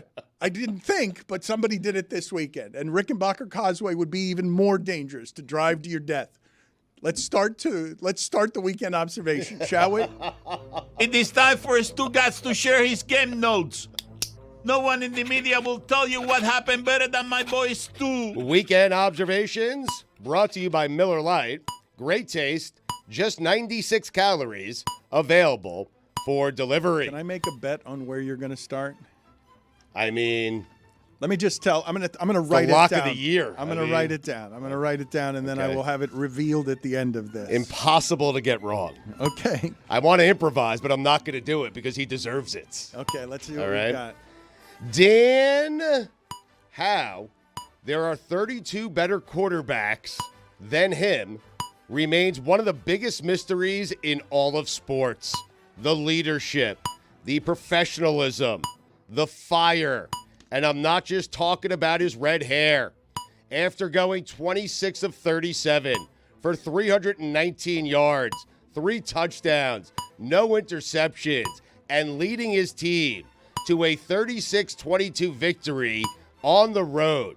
Dan, just like that, make no mistake about it, for a record 42nd time here on Weekend Observations, the Red Rifle is back. Yes, I thought of you yesterday when he was slinging it. Oh, couldn't help but get excited for you being able to say that the Red Rifle is back. For a 42nd time. Amazing. Take a look at his passing yardage and his career numbers. You'll be shocked at how much the Red Rifle has accomplished. He's a Hall of Famer. No. No, he has more passing yards than Boomer Esiason, than Tony Romo, than Jim Kelly, than Steve Young, than Troy Aikman, than Cam Newton, than Y.A. Tittle. He's not a Hall of Famer. And Sonny Jurgensen. Those guys are Hall of Famers. And Red Rifle is not. Tim Boyle is a Dolphin. How? Andy Dalton. I'm still learning of some of that on weekends. I don't know if Cordero Patterson happened to any of you this weekend, It did. seeing him in He's Pittsburgh. still playing? In Yeah. Pittsburgh. Pittsburgh, Yes. yeah. I saw it in Winner. Pittsburgh. I was Yeah. surprised. Yes, I was surprised. Yeah. It shouldn't happen to somebody in week 3. It shouldn't be happening to me in week 3. Andy Dalton should change his name to Red Rifle. You agree? Legally change his name. Why not? It's just Red is his You think first anyone name. calls him Andy? Red is his first name. I don't think anyone actually calls him Red Rifle. Get out of here. Everyone does. I don't believe in the locker room. They may call him Joke's on you. I believe they may call him Red. I don't believe anyone in the locker room is referring to him. Put it on the poll, please, Juju, at Le Batard Show. Is anyone in the locker room referring to Andy Dalton as Red Rifle? Bryce Young, got to be honest, yesterday, not a good look. A hook and ladder is the best play in football. If the season ended today, Sam Darnold would win MVP. Actually, co-MVP with Andy Dalton. Brock Purdy, blah, blah, blah. Kyle Shanahan, blah, blah, blah. 1 and 2, please. Malik Willis, revenge game. Brandon Aubrey is a machine. He made a 65-yard field goal look routine. Kicking a 50-yard field goal used to mean something. It did. Top 5 things in sports that used to mean something. Oh, wow. Number 5, laying down a bunt. Number 4. This was the conversation, incidentally, at every table at Greg Cody's party. Things that used to mean something? Yes, a party for old people, made by young people who are also old in spirit. Yeah. This conversation was happening everywhere on Saturday. Sorry, I missed it. Number 4, a mid-range jumper. Number 3, the low post. Podcast? Number 2, a 50-yard field goal. Number 1, baseball. Jason Garrett, lay off the hair dye. Really? I mean, yeah, it's a lot. I tend to turn the channel whenever he is talking because I don't. It's just Because nothing interesting is coming out? Because he's a television mannequin. Steve Spagnuolo did what Steve Spagnuolo does. Spags. He dialed up some blitzes last night, Dan. He did, I mean, yes. it's amazing. You can't be the University of South Florida and play in Tampa. Can't. It isn't the South. It is weird. Can't do it. It's west. It's northwest. It's not. Is Tampa even geographically like on the southern half of the state? It's just west to me. Like, to me, it should just be West Florida. When I go to Tampa, I'm driving north, right? Yeah, a little bit north. Yeah, a bit north.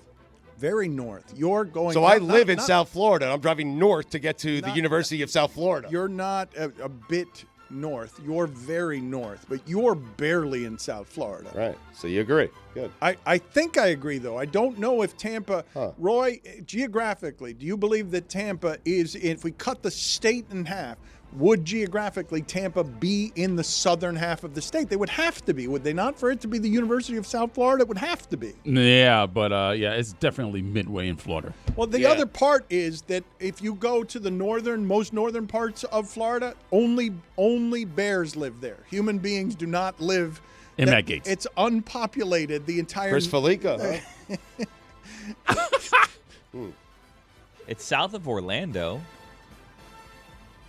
Yeah, but UCF was taken, right? So I guess, but you can't go South Florida. You just can't. You got to come up with something different. I'm with you. There's already a Florida Gulf Coast as well, so you can't go that way. Right. The Steelers are 3-0, and I have no idea if they are good. I don't know. No, you know they're not, actually. You know they're not. Wow, that's a bold statement. But they're Best 3-0. Best defensive player in the league. They've got a very good defense. They've got a good half a team. And a coach. And that's why they're 3-0. Yeah, well, maybe. But upside there. I mean, Fields starting to gain some confidence. That has first-round playoff exit written all over it at 9-8. But playoff appearance. That's all that matters But- for him. right? well, but this is the thing, though. Being the 12th best playoff team, I'm still not sure you're good. You're just healthier than everybody at the But I end. think what Are Billy you is saying about is the Steelers, or are you saying that about Tomlin? Right. You're not sure Tomlin's good? Because Right. careful. Yes. I am sure Dangerous that game, I Dan. am sure that Tomlin's good Well, because but how can we be? If you're not sure if the team is good for being 9-8, but you're sure that Tomlin's good for being 9-8 every year, how is that a thing? I will explain that. It's no problem at all to explain that. Mike Tomlin will be a Hall of Famer because he consistently goes 9-8 with teams I know aren't any good. Right. And has a Super Bowl. And that. Well, that helps. Well, he had a quarterback back then. No, but it helps all the other 9-8s. He never has a losing season. He's coached for 15 straight years in Pittsburgh. He hasn't had one losing season. Most of the teams he's had aren't good. Yeah. That's how I know he's good and the teams aren't good. That's how I know it. That's the way he likes it. It is the way he likes it. What Andy Dalton lacks in physical tools, he more than makes up for with guts and guile. I thought you were going to go in rifle. What he doesn't have in tools, he Yeah. has in rifle. Clemson, welcome back. Going into the witching hour, winning every bet, only to then lose every bet, a tradition unlike any other. When Andy Dalton takes his rightful place in the Pro Football Hall of Fame, That's good. I will be there. I'll be there. Well, he will never In spirit. have to be there. Well, he'll never have to be there because Andy Dalton will never be there in spirit or in human in any He of the should ways. be there. As a Did visitor, you hear those names? Sonny Jurgensen. Andy Dalton will have to pay full admission. He won't even get a discount to get into the Hall To of Fame. attend? That's correct. It's not right, man. It is 100% accurate what I'm saying. Dan, I have to whisper this because I don't want the football gods to hear me. I think I have a quarterback. I'm not sure, Be careful. but I think I do. You have somebody who won't turn the ball over. I have a bunch. quarterback. I think. You have someone who knows how to avert disasters, is what you have. In today's game, that's a quarterback. You know what? I'll give you that. Thank you. USC losing a game in which he gave up 32 yards passing. Welcome to the Big Ten. Michigan and Iowa, both combined, had less than 100 yards passing. Both of them. You just said Michigan had 32 yards. Both of them won. Right. Well, Get that football out of my life forever. it's Big Ten football. If you agree to a Saturday night in Provo, Utah, and don't come out alive, you have no one but yourself to blame. Video, put on the screen, please, in picture the single best play of the college football season, that BYU punt return against Kansas State. Just put it. That's Provo. That looked Yeah. like something out of a video game. The tacklers at the end, Stugotz, that were diving at that guy's knees and just landing like javelins in the grass at his feet. This is the craziest play of the season. Sorry to interrupt. That's okay. That's Provo, though. I mean, It is Provo. things happen there Gotta on be Saturday careful. nights. That's right. Not Saturday at 3:30, not on a Thursday night, just on Saturday nights. Provo, Utah. Tough place to play. James Franklin, feel free to play somebody. Shohei Ohtani, living proof that you should always bet on yourself. Dan, the Metropolitans. This is a legitimate stunning thing to me. Their broadcasters sounded like they were broadcasting from a funeral at the beginning of the season, and they the were. Mets turned all of that around. They did. The Metropolitans. It's exciting. Alabama, Georgia. The more things change, the more they stay the same. UNC, the rare 50 burger with a side of double-digit loss. James Madison was paid $25,000 for every point they beat UNC by. The ACC network turned the game off with 10 minutes to go. Kyle Whittingham, most underrated coach in America. Lincoln Riley, most overrated coach in America, top 5 athletes who connote a place I might move to depending on how the election goes. Wow. Okay, this escalated. Well, I'm not saying which way. I'm just saying depending on how it goes. You are saying. I am not saying anything. You are. I'm just saying there are places that athletes connote. Billy, why are you making a face? It's not moving anywhere. I'm not. OLI, Paris Campbell. Robert Brazil. Sarah Spain. Javon Holland. London Drake. Jim Rome. Chris Kaman. Brock Berlin. Wellington Mara. New Zealand. Oh. Jimmy the Greek. Number 5, Ron Mexico. Wait a minute. What? Ron Mexico is not a real name. My list. Number 4, Ron Mexico. Mark Portugal. Who is Ron Mexico? Portugal. That is such an old joke. You want to tell people who Ron Mexico is? Do you remember who Ron Mexico is? It was Michael Vick's alias, was it not? But why did he need the alias? He carried a Whizzinator, I think. Well, that was the difference. That was Ontario Smith. I forget. I forget why. Ontario Smith. I remembered that, though. You like that? Not really, because you don't remember why it is that Michael Vick was named Ron Mexico. I believe there were reports of an STD involved around the alias. You believe, though. I You believe. don't know either, I'm right? pretty sure. Well, I know it's not the Whizzinator with Ontario Smith. Wasn't it? That was a separate story. You're right. Number 3, Matt Canada. Number 2, Sidney Ponson. Number 1, Mario Chalmers. Rio. If you look up win-win in the dictionary, you'll find that its definition is James Madison being paid $500,000 to win a game by 20 at North Carolina. Stunning. They were up 53 at the half. They're up 53-20. How does that happen? I don't know. They got paid to do it. Win-win. Northern Illinois, do it against Buffalo. Death, taxes, and Will Levis making that one throw that just rips your heart out. Every week. Dan, you know what Malik Neighbors is doing? Arriving? He is saving Daniel Jones's career. Oh, wow. Like a good neighbor. State Farm, you're welcome. He's great. Dan, you know where the buck stops? At Bo Nix. What are you making faces about, Billy? That State Farm, I don't even understand it. Just Like a good neighbor. He's helping his neighbor. I know, but the rest of it. Like, listen, it's State not Farm, you're welcome. I plant seeds of an idea. It's for State Farm and their marketing team to figure it out. Like a good neighbor. If somebody from State Farm happens to be listening to us right now, they're putting in an email, hey, guys, I got an idea. And they're stealing it, and someone at State Farm is being like, let's see if he has a couple more good weeks. I like where you're thinking. Yeah, thank you. Appreciate your support on that. Needed it.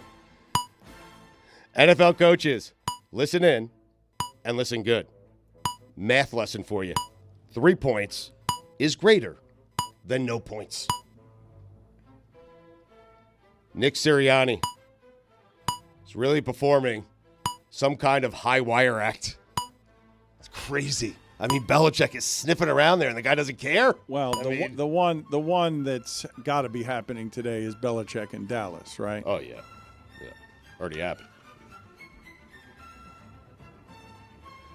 When the Steelers are punting, Mike Tomlin has you right where he wants you. Bo Nix, little something. Put it on the poll, Juju, at Le Batard Show. When the Steelers are punting, does Mike Tomlin have you right where he wants you? So stupid. In honor of Mercury Morris, the Mercury Morris top 5 people in sports and entertainment that connote the solar system. OLI, Stephon Marbury. Raider fans. The Black Hole. Max Kepler. Kepler's laws of planetary motion. Duh. I'm stuck on your first one. I got to be honest. Starberry. Starberry. Ah, okay. Yeah. Huh. Interesting. Roger Clemens. The Rocket. Number 5, Venus Williams. Number 4, Warren Moon. Number 3, Charles Haley. Number 2, Bruno Mars. And number 1, Mel Kiper. The Kuiper Belt. Of course. Know your space. Tomlin. Harbaugh. Playing chess. Goosebumps. Some game. Aaron Judge has 55 home runs. Anyone care? Boston College. Feisty. Bill O'Brien would rather his team be feisty than good. Put it on the poll, Juju. Would Bill O'Brien prefer his team to be feisty than good? Ran out of music? Go ahead. Keep it going. We're gonna. All right. It'll be back in a second. Army. Longest active win streak in college football. Committee. I dare you to leave them out of the playoff. Chris, I would just suggest, given how often this happens, that we just make that a little longer so it doesn't keep happening. That would help. Good idea, Dan. That would be a way to handle that. Bill Belichick. Dallas Cowboys. Collision course. The Big D. More like the Big B. CJ Stroud. Bust. Baltimore. Congratulations on saving your season. The Saints have the car going in the wrong direction. Carolina has the same record as the 49ers. Arthur Blank, putting yourself in the Falcons' Ring of Honor. Arthur, the Stugotz is strong in you. Micah Parsons, I really like you. But how about you shut the hell up and make some plays in a big game? Speaking of hell, Art Briles. Dan, those are the weekend observations. Billy, why are you wincing and cringing the last 60 seconds of that? Well, because in Chris's defense, it's a 17-minute bet. Weekend observation should not go longer than 17 minutes. It's football season, It was man. already extended to a ridiculous length. Yeah. It should be tighter than 17 minutes. It's fair criticism. You're right. Taylor. Yeah. Okay. Yeah, that's how that one is going to go every time. He doesn't get better. He continues to get sloppier. Segments were 12 minutes long. We're like, Hey, you know hey, what? Let's hey, make one hey, that's hey, 5 minutes hey, longer than listen. the length of a segment just to be safe. It was a big football weekend. What do you want from me? I mean, a lot of things happen. Upsets everywhere. No one's scoring points. I mean, the Canes are back. Upsets everywhere. No one is scaring. No one is scoring. points. I mean, no one is. I mean, it was a big weekend, though. Okay, was it? All right. We're getting back to our roots, Dan. I mean, football, defensive battles, running the football. I mean, the only thing that's different is no one seems to want to try a field goal. I mean, and the quarterbacks are all stinky, all of them. Yeah, even the good ones. Even the best ones. Yes. Everyone now stinks at offense. All right. Yep. Tony is at what we like to call the Rickenbacker Causeway. The Rick. And we're going to go out there now to see what it is that Tony has in terms of an assembled top 5. It is beautiful out there. Look at him. This looks like a fake background. It's so beautiful out there that it looks like he's not actually standing in front of beautiful bay and water. Tony, are you ready to give us your football top 5 on what Stugotz says is a big weekend, but was just a weekend where nobody was scoring? And I'm so tired of unders in this sport. Yeah. I am so very tired of all the games looking like the Seahawks-Dolphins game, and we're 3 weeks in. Where are you, Tony, on your top 5? How you feeling about it? Dano, I'm feeling great out here at the Rickenbacker Causeway. Probably the best site in all of Miami right here. We're about probably to get kicked out from the Rickenbacker because there's construction, so we're going to make it quick. Wow. But since we didn't do a top 5 last week, we're going to have a top 10, but we're going to go fast this week, okay? All right, ready? But stop calling me Dano, and you do look like you're in front of a green screen. That looks fake. It doesn't. I don't believe that you're actually touch the ocean.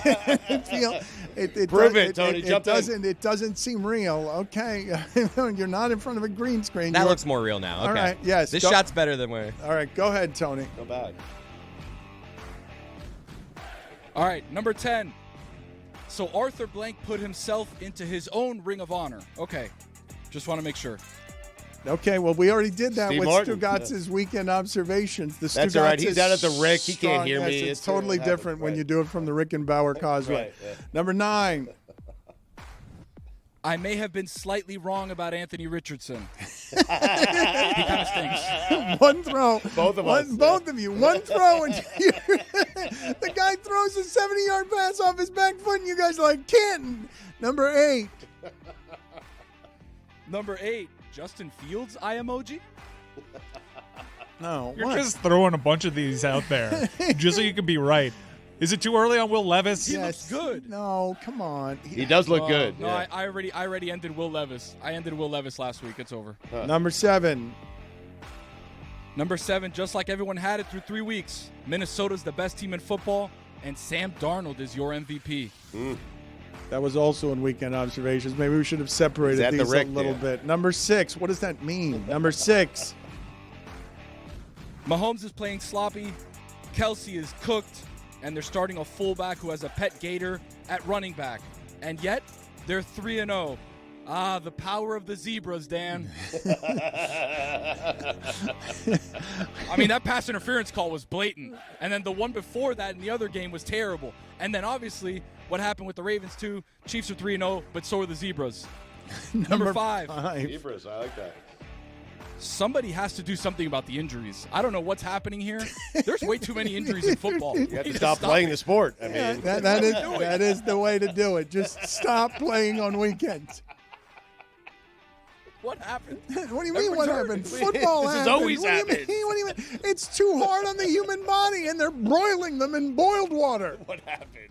What do you mean? It's too hard. Usually this happens like week 14, 15, 16, but week 3 everybody's out. Did you see? It was a who is playing versus the Rams and the 49ers. I didn't know who was playing on half the team. Number 4. Shout out to Ethan. How do the Packers do it? Yeah. How? Yeah. I mean, pass rush. Doesn't matter the QB. They sure, okay. Pass rush, good defense, sure. Good running game, I guess. Great coach. Yeah, okay. But to Billy's earlier Number point, 3. they're prepared when their starting quarterback goes down. They have a backup.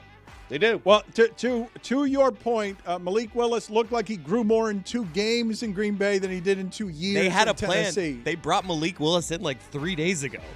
They had a plan.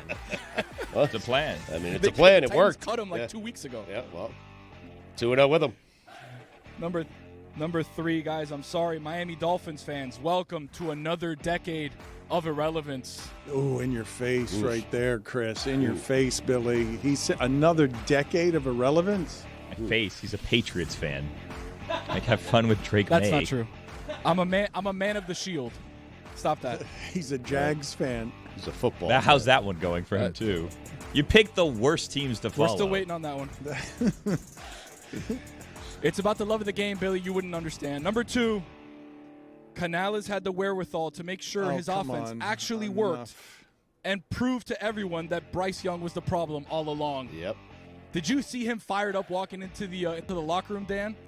He's got the Bryce wherewithal. Young must have felt even smaller than he was.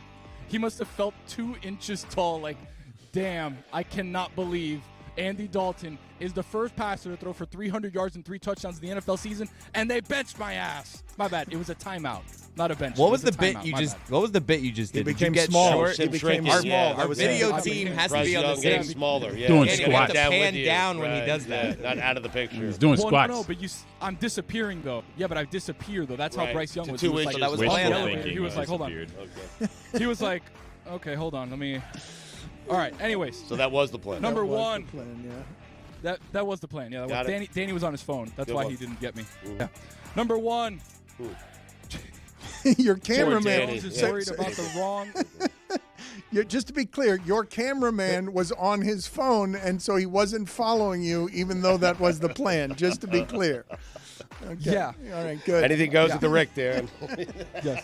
Number 1. Sorry to interrupt you. Number one, Dan. Jerry Jones is worried about the wrong 8.5. The 8.5 he should be worried about is the Cowboys over-unders and wins this season. That's Tony's top 5 from the Rickenbacker Causeway. The real one. Yeah, that was uncomfortable there with Jerry Jones sort of talking about the. He just mimicked jumping in the water. We got excited like he was going to do it. But he and didn't just do stopped, it then. yeah. Yes, once you don't do it, it's and then just sit on the curb and your cameraman is bad. None of it Well, works. he's on his Danny's phone. on on his his phone phone again, in his yes. defense. All right, yes. Tony Tunite is next.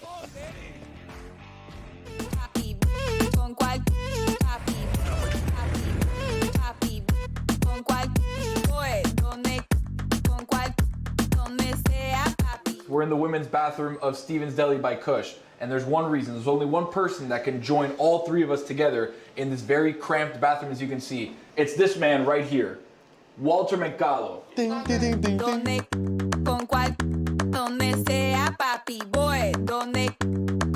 For those of you uninitiated in the Latin culture of astrology, he is a Hispanic astrologer. Yes. To not only the stars, but to our abuelas and everybody. Not like when you say the stars, you mean like celebrities. Yeah, like celebrities, Okay, but also the stars. Like because he knew the stars. He was getting the stars and connected to the stars. And the celebrities. It was one of these moves. He was like in tune with the stars, man. Okay. Like he was like interstellar. He was a showman and he was a legendary. He's a showman first, right? Yes. No, he would disagree. He would have disagreed. Yes, first. What do you call that? An astrologer. An astrologer? Yeah. Not an astrologist, right? No. Okay. Okay, so what does this man mean to you? Because for me, I remember watching him as a little kid, and then what I thought was a lady, this lady came out reading the signs, and I was like, who's this old lady? What is she doing? Then I realized his name was Walter Mercado, and he was just a showman. He liked satin and linen, and he was just and out silks. There. I thought he was a magician. And moons and stars. And metals too, like silvers and gold. Crystals and stuff. And capes. Okay, so we need to talk about this. Billy has a lot of stories about Walter Mercado. I almost went to his estate sale and bought one of his capes. Really? He had the cape that connected to his fingers, Many so when he would metals, open yes. it up, it would be like very... Bat wing it. Like a wing, yes, like an owl. Like or you jump something. out of an airplane.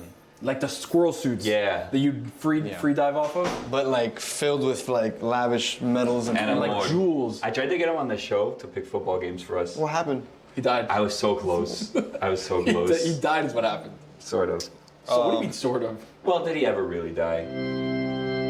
And mucho more, which is his catchphrase, mucho more would end kind of the astrology reading. But he would like rapid fire through all of the different astrological signs and like give you a word of encouragement for the day. Like Leo, hoy es tu día. Mira el sol para tu amor. And then a lot of hand movements too. And it's what he was doing is passing and receiving energy. So I messed with his vibes. Wow. So he was a showman. He was giving you gifts, dude, of like just positivity, encouragement. Of encouragement. Telling you to look into the sun, look at the stars, feel the moon. Yeah, embrace water. Sientes el amor hoy es porque la luna se está llamando. Exactly. All right. You're like, all right, you go out at night like, all right, it's sick, dude. What do I do? The moon's not out tonight. Yes. He had a ton of crystal balls, which made me feel like he was a magician when I was a kid. Because he would like, you know what he had? Remember like at like science museums where you'd have that crystal ball that would shoot you electricity? Yeah. He had that. And he your would just hair like stained. a lot of smoke too in the background. A lot of. You think it's real? So you almost bought a cape. Yeah. What happened? I didn't go to the estate sale. Is that your biggest regret? It is. No. There's two. Walter related. Okay. Well, three Walter related biggest regrets. One, I didn't buy one of his capes when they were available at his estate sale. Was there a ballpark, really quick? Was there a ballpark for the cape? Because that can't be a cheap. I don't remember what it was, but I think that it was like somewhat affordable. But like, it's also one of those things where like I would like it, and then I would look at it in my closet 2 years later and be like, I can't believe I spent $3,000. This is worthless. So why did I do this? What would your wife say if you came home with a what the? We weren't married at the time, so I would have been able to get away with it. Now, not a chance in hell. No way I could buy that. When I was Okay, so married. second Walter Mercado story. I tried to get him to come on the show to pick football games.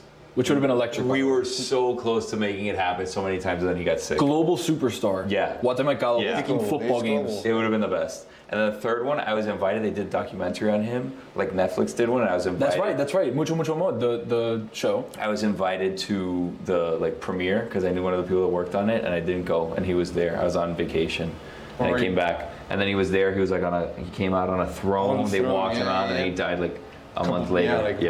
That's Hispanic culture, though. Like this guy right here, joining Lots of people together. superstition, yeah. Doesn't matter what you were. If you were Latin American, Hispanic, from the Caribbean, you listened to this guy. And he told you all the things you needed to know. Those three were categories of people that were very close together. It was a Venn diagram about it. In his movie, in the middle. In the movie, doesn't he go to Russia? Like, isn't it like a part of it in Russia? Like, dude, I think he was goes big everywhere. He was big in Russia. He's a global superstar. I'm serious. He was big in Russia. Rest in peace, Walter Mercado. Let's give a crucifix one for him. And like a star kiss. Thank you, Bill. And look right into the light. Voy donde quiero con cualquiera, donde sea papi. Lewis, let's have more Walter McCulloughisms because you don't have him now to say these things. We need you to say them.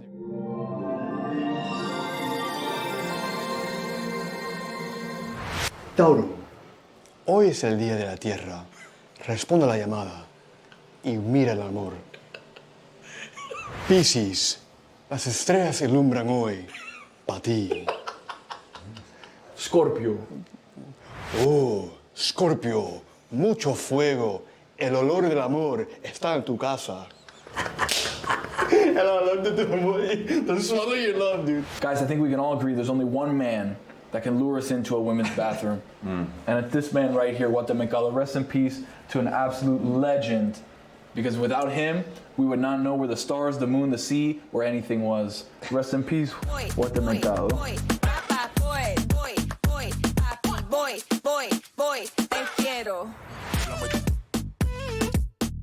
Mi gente, thank you for watching Tony Tonight. Look at him, Stugotz, all clean and fresh, ready for the work week, ready for the morning. He is here to attack all of our baseball coverage, and he's here to do it face-to-face, not just in these cowardly voicemails that he leaves. Listening to you guys talk about baseball is so painful. It's the most painful way that I spend my time is when you guys decide to talk baseball. I mean, you need to let Jeremy or someone fact check you as you talk about this. You need to have an ombudsman because it's awful. It's so bad. There have been ambidextrous pitchers. Greg W. Harris was ambidextrous. There's like 3 guys in the minors right now who are ambidextrous. Also, Jim Abbott had an arm. He had 2 arms. He didn't have a hand, which is what allowed him to switch his glove back and forth. And like Shohei Ohtani gets caught stealing a lot. No, he doesn't. No, he doesn't. He almost never gets caught stealing. And Tony's saying, I had no idea Ricky Henderson stole so many bags. It's the thing he's most famous for. It's the most famous thing about one of the most famous baseball players, that he stole bases. I mean, for God's sake, just do me a favor and if you're going to talk about it this way, don't talk about it. It's too awful to listen to. I can't take it. I just came back from the dentist. I'm on my way home listening to this. It was so much more painful to listen to you talk about baseball than it was to go to the dentist. It's good to see him for the first time in months. He's been very busy doing his Hollywood things, and now he is here to yell at us in person. I mean, he's right. Ohtani's been caught stealing 4 times. Yeah, 4 times this season. I sent him a text this weekend laughing because the reason that I got that wrong is because I'd misread a text from him in which he was telling me how often Babe Ruth got caught stealing. So it's Mike's fault. It's not Mike's fault. It's clearly my fault for misreading a text where he tried to communicate something to me that I read poorly. But yes, Mike Schur, it's nice to see you. Again, he's been busy with a new Netflix show, A Man on the Inside. We'll talk to him about that in a second. But more blasphemous and egregious is Tony saying that Ricky Henderson, he didn't know that he was that good at stealing bags. Was that a bit? Was he serious or was that a joke? He was serious. He was serious. What does he know about Ricky Henderson then? It's a good question. I'll ask him on the Rickenbacker Causeway. The Rick. First of all, how much red rifle talk has there been today, huh?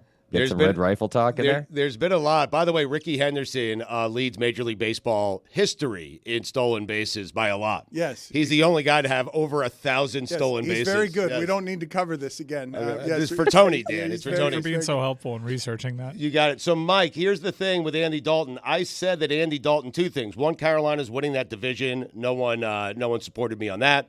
And number 2 is Andy Dalton should be a Hall of Famer. I told them about the text that you sent me. I gave them all the names. No one agrees with me. Well, he said he's going to take his rifle place in the Hall of Fame is what he said. But he did also say that they're going to win the division, but that's after saying this just last week. Let me be the first one to say it. I'll say it. The Panthers going 0-17. So it's changed a that little was bit. then. This is now, Dan. The Red Rifle is back. You can't hold him to that. Like that was before the Red Rifle showed up to save the day. The guy's he's gonna march that team. He's gonna march right into Canton. Yeah. I'm with Stu on this. Thank you. He's got the top 26 all time, I think, in passing yards. Yep. Top 30, top like 40 all time in touchdowns now. He's you. going to Canton. Just accept it. The Red Rifle is going to take its rightful place in Canton, Ohio, as a member of the Pro Football This is not why Hall of you're Fame. here.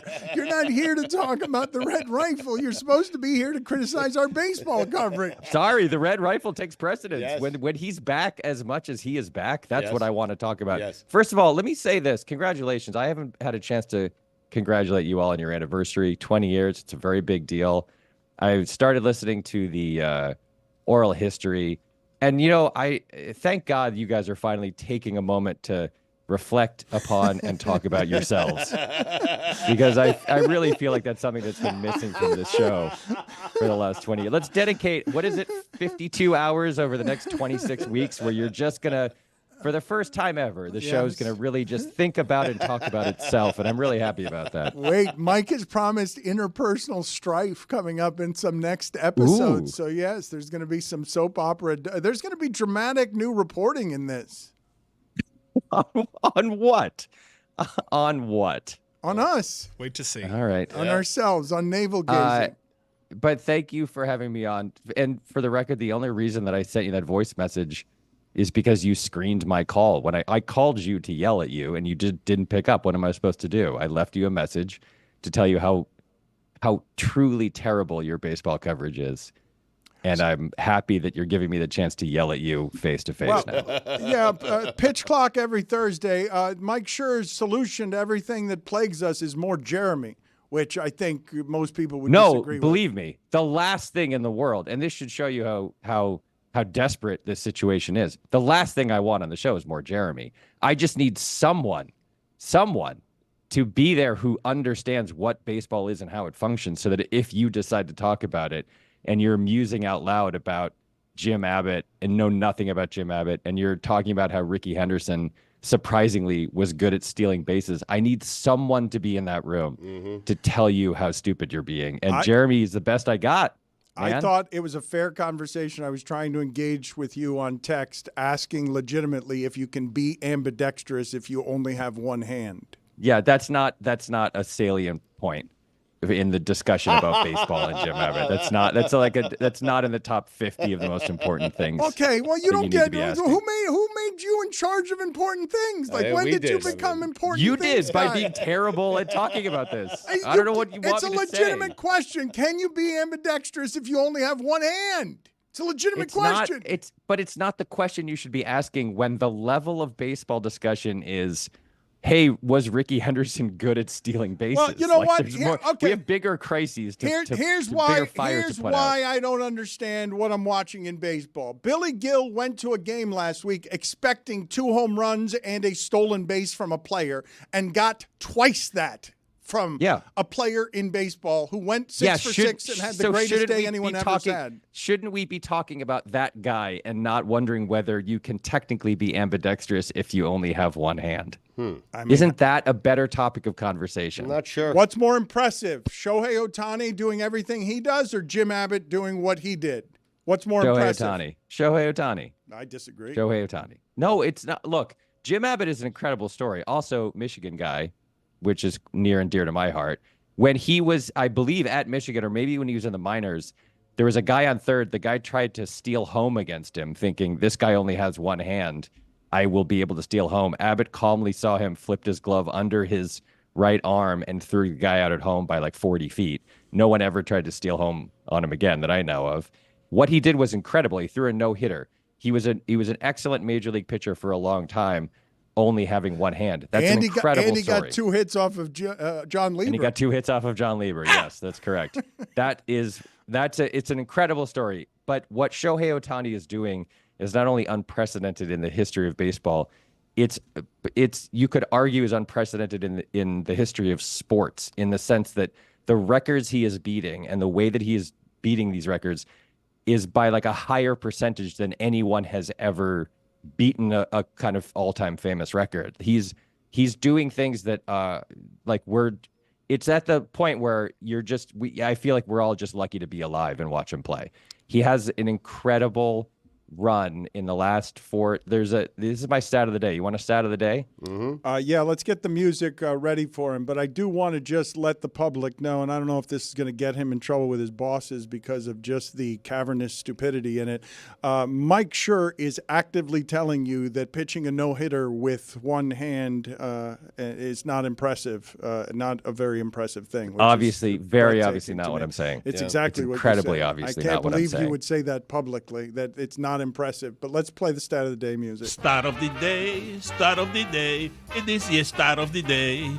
Start of the day, start of the day. It is your start of the day. Start of the day, start of the day. It is your start of the day.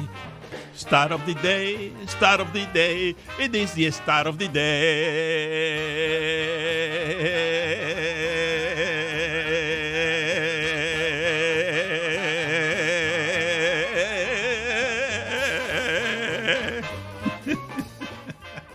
Roy forgot to turn on original sound, so I could barely hear the music. It's on. Didn't come through. All I heard was Poppy's vocal track.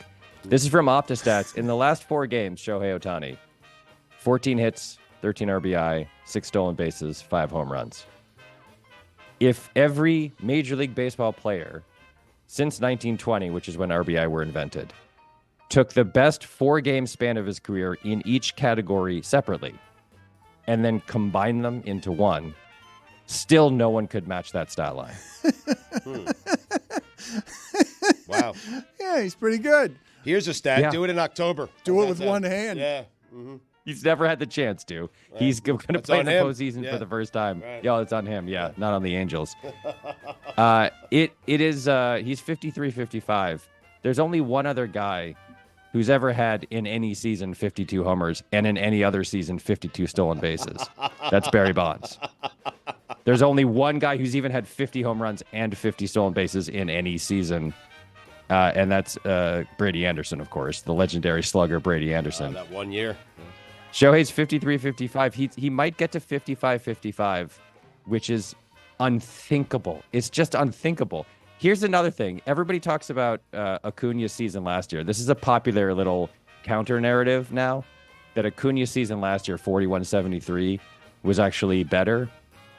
It's nonsense. It's utter nonsense. In the history of baseball, there have been 367 40-homer seasons. There have only been 49 50-homer seasons. It is orders of magnitude harder to hit 50 home runs in a season than it is to hit 40. And also, by the way, only of those 49 seasons, it's only like 12 or 14 guys who have done it. They just did it multiple times. Hank Aaron never hit 50 in a season. Jim Tomei, I don't believe, ever hit 50 in a season. It's incredibly rare to hit 50 homers in a season. And in every season of 50 homers, the most stolen bases before now was 24 by A-Rod and Willie Mays. They each did it once. 24 is the most stolen bases that anyone had in a 50-homer season before now. He's got 55 stolen bases. He's got more than twice as many as the previous record for a 50-homer season. How many people have 2 hits off John Lieber with one hand? How many of those are there? I think one. I think only one. Yeah. By the way, Tomei hit 52.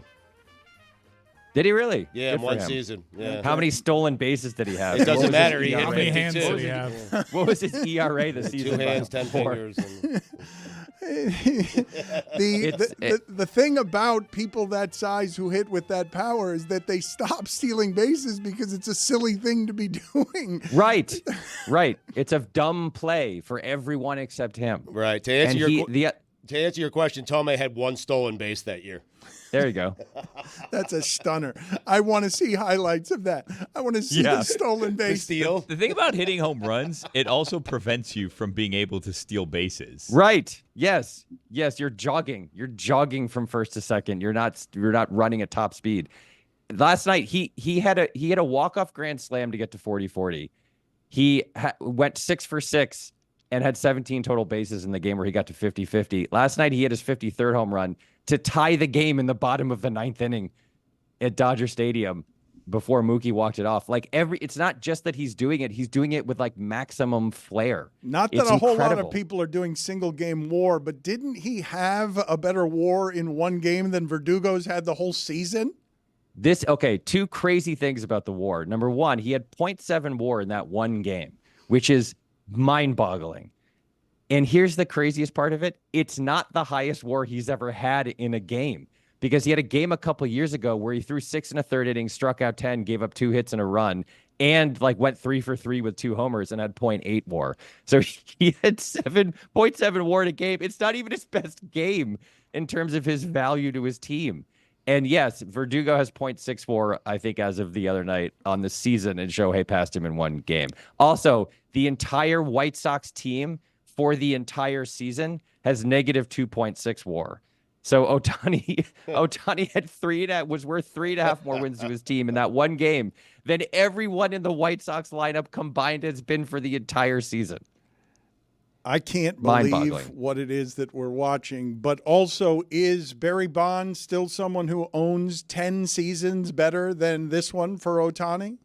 There is a way that you can look at Bonds' output, especially obviously to 03, 04, and say like, oh, he was more valuable to his team. I have what I think is the craziest baseball stat I've ever heard. If you want that as a bonus stat about Bonds. Yes, the craziest we've ever heard. Wait a minute, Jesus, that's a big buildup. Start Hold of on. the day. Different open. Start of the day. It is your start of the day. Start of the day. Start of the day. It is your start of the day. Start of the day. Start of the day. It is your start of the day. Start of the day. Start of the day. It is your start of the day.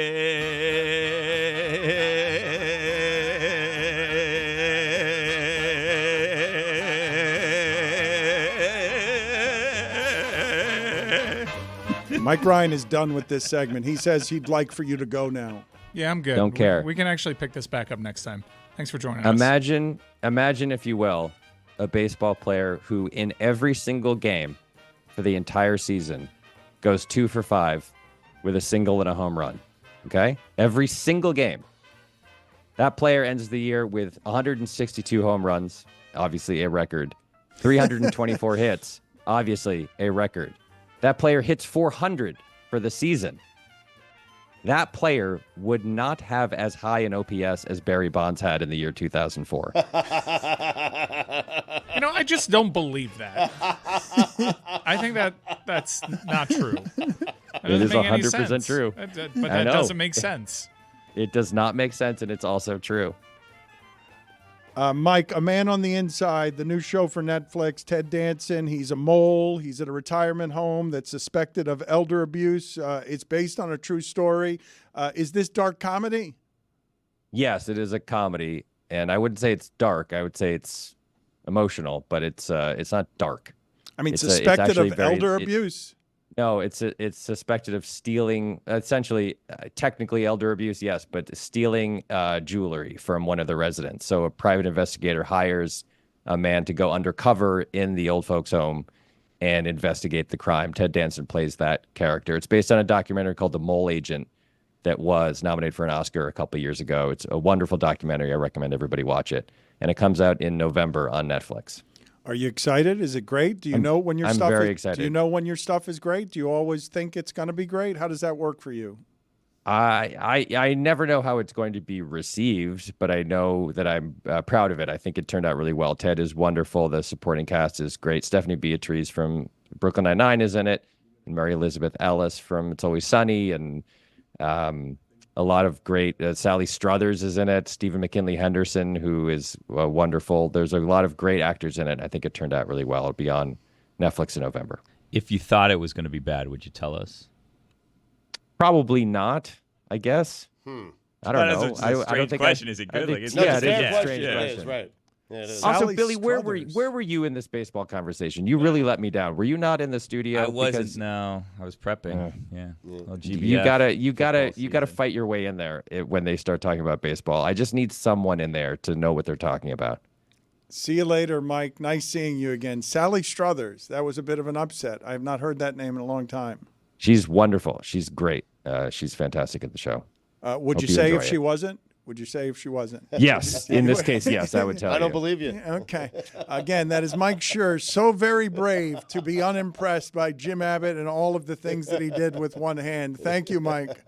Stu, who do the Panthers play next week? What do we got? Listen, I'm invested now. Whoever they're playing, that team's going to lose. That team's losing. That team's going down. The Red Rifle. Bengals.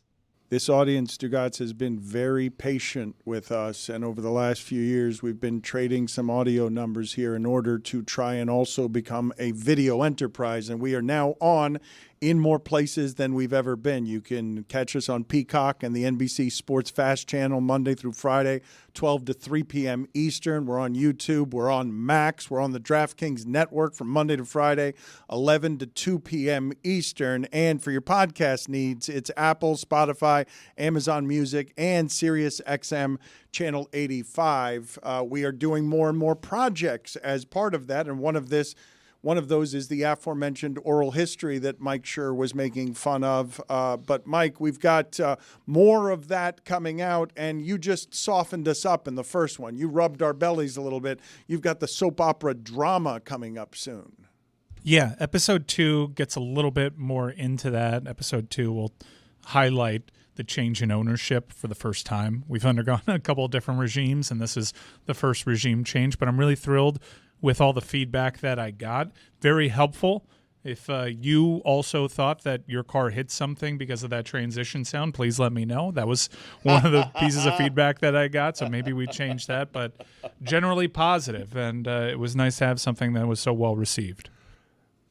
Also, something that was sort of glossed over here, Stugotz, in the last couple of days of insanity, because every Monday we come in here and football is so king sport that it knocks out a lot of what it is that happened on Saturday. Yes. But Colorado winning that way. Amazing. When all I want from them, Stugotz, is the content.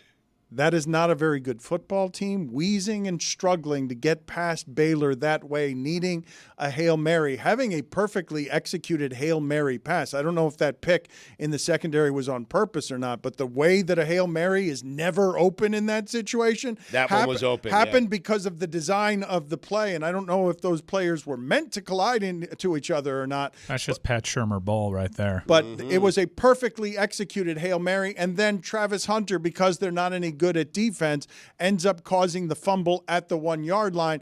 And I just want Deion to give us reasons to talk. I just enjoy that after being one of the worst programs that we've seen in the sport, all of a sudden they've got a full stadium and the feel good of a Hail Mary and believing in possibly something hopeful, even though I don't think that team is very good. They have two great players. I don't think the team is very good, but this is a master class by Deion Sanders in making us care about something and want it more, something that's average.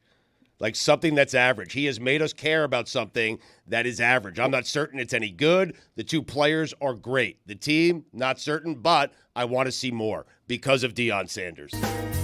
We're always talking about Deion. I want to ask you guys a question now that Nick Saban is no longer active. The second most famous coach in that sport is blank, after Deion, obviously. He's the one with all the commercials. It's fairly amazing to see a guy who won 4 games last year. Wow. But it's a gulf. Do you go Clemson there? Do you go Dabo? Yeah. Dabo, but, probably, yeah. But it's a gulf because there are a whole lot of people in the mainstream who wouldn't recognize Dabo in a commercial. Like Dabo is a college football coach for a college football audience. The fame quotient that Deion brings is unlike anything since Saban. The idea that he was in commercials with Saban was crazy to me, even when it was happening. But that's a big difference, Stugotz, between when I say second most famous coach and when I ask you, has Deion already done the job that he was hired to do, whether or not he wins another football game from here? Because we're regularly talking Colorado football for no other reason other than he's there. I would say yes, because for some of the reasons I just said, like, I don't know if they're very good, but man, I'd like to see them in the playoffs. I think we know they're not very good, and I think we know, everyone watching knows. Oh, that's not a playoff team. That is absolutely not a playoff team. I would say he has done his job. Like, he has created excitement about Colorado football, and part of the job is to get his son and Hunter to the NFL, and they are clearly going to be top 5 picks in the NFL. And so, yeah, Deion's done his job. I know it's all about wins and losses. For me, it usually is. But in this particular case, that program which was once great and once proud, was so bad for so long, and Deion has made them relevant. That's what he's done. You had them showing right before the Hail Mary, Cordell Stewart throwing the pass to Michael Westbrook that was 70 yards. That was about the last time that Colorado mattered in a way that was nationally relevant. This team is not nearly that. Wheezing past a bad Baylor team at home, Stugotz, and needing a Hail Mary to do it, and your defense being so bad that you need Travis Hunter to cause a fumble at the goal line to win the game. The thing that's coolest about it, I don't want to dampen it, is holy, they've got a field storming in Colorado where everyone feels good about their program, even though any objective observer can look at that and say, oh, that's not Tennessee. That's not even something that might win more than 4 games this year. Yeah, but it's cool. Yeah, no, I'm sure they'll put that in the Ring of Honor. Remember that time we rushed the field against Baylor? That was pretty cool. That's what he was brought there to do. Providing any feel good at all, Mike. I mean, if you want to move the goalposts to, hey, we're talking about them, cool, I guess.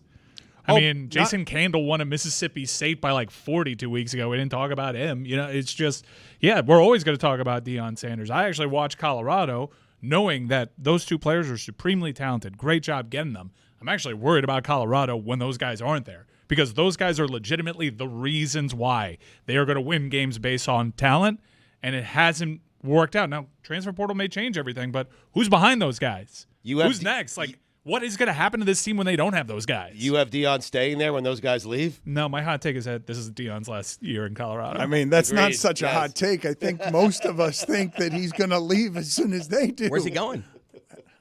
I need to know. With them. Just going to be their agent. With them to Dallas. at the With them to the Cowboys. Gentlemen, we have not seen Jay Glazer in a while, and listen to this because he doesn't do a lot of this. He said, well, you can have me on Fridays if you want, but Fridays you get, a little bit of the diluted stuff because then I have to go to air Sunday.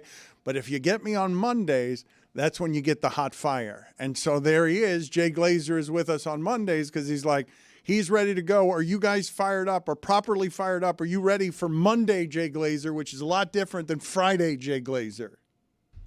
This is going to somehow be better than Friday. This Jay is Glazer? Monday, Jay Yes. Glazer. Okay. Yes. Of course, because Friday Glaze got to hold back on you. Monday Glaze, get me in all my glory. All right, so tell us, who got fired? It's week 3. That's enough time. Russell Wilson. It feels like Russell Wilson might have kind of been fired. What happened? Explain to me what's happened there. No, so, Russell has a calf injury, which at first I was kind of looking at like, does it really happen or does he just not want to get beat out by Justin? But no, he actually has a real calf injury. MRI showed that there was a calf injury in there. But hey, I tell you what, though, as Justin Fields gets more and more comfortable with this offense with Arthur Smith, it's going to be hard to pull back. And I do know, here's the thing, I know Mike Tomlin wanted to go with Russell against the Broncos because in Mike's mindset, he's like, as a man, you're going to want to get back at the team that discarded you, right? So I know he's going to have to want to do that, but the calf just wasn't healthy enough for him to do it. Well, as this happens, Justin Fields just starts getting more and more comfortable. I think what they were looking for is for Fields to get more comfortable because the thing that was really happening in camp, Justin almost had like this, when it came down to like 2-minute drill or 2 minutes, in certain situations, almost like this anxiety. And he had to just work himself through it. He has. Now that he's done that, he's the type of quarterback that you need because Pittsburgh Steelers are different. They're going to run the ball on you, and they're going to just ruin you on defense. They have a culture of violence with that defense. And, whenever I go around to teams, guys, on my training camp tour, which is, debauchery, I'm there for a day. And teams will always ask me, what'd you think? I'm like, I don't know what you're working on. Like, if we're getting a fighter ready for a fight and we're sparring in week 4 and we're doing something like if we have a boxer and we're trying to get him to wrestling practice, they're going to look terrible. So I don't know what you're looking at, but I can tell culture. And the Steelers have a culture of violence. They're different. You walked That in, one's different. so you walked in for a day and you felt the culture of violence. Oh yeah, man, they hit unlike. Oh yeah, they're different. They're different. The Ravens are different. The Eagles have some of it, but a lot of the teams, it's kind of like flag football. But these guys, the Steelers, man, it's a street fight in practice. Who's the opposite of that? The Dolphins, the Cowboys? Who's the opposite of that? Kind of everybody else. Just the Chiefs are actually like that too. You could just feel it. Some teams you just go and you're like, this is, right. I'm watching a regular practice, but there's others where you could tell, even like one-on-one pass rush drills, man, these guys get after each other, right? You could tell corners and receivers, they are competitive. The Steelers are just different. Steelers, Ravens, Eagles, and Chiefs are different. Jay, that is quite the wine collection you have behind you. What are we talking in range there? What's the cheapest? What's the most expensive? No, that's my Camus wall. Chuck Wagner, the owner of Camus, one of my best friends. So my dude, and he's a great friend to have. And he's not my friend because he sends me wine, but it is really a great offshoot of our relationship. What is the greatest perk from a friend that you get? Because you've got some good celebrity friendships with Sylvester Stallone, Pacino, The Rock, a ton of them.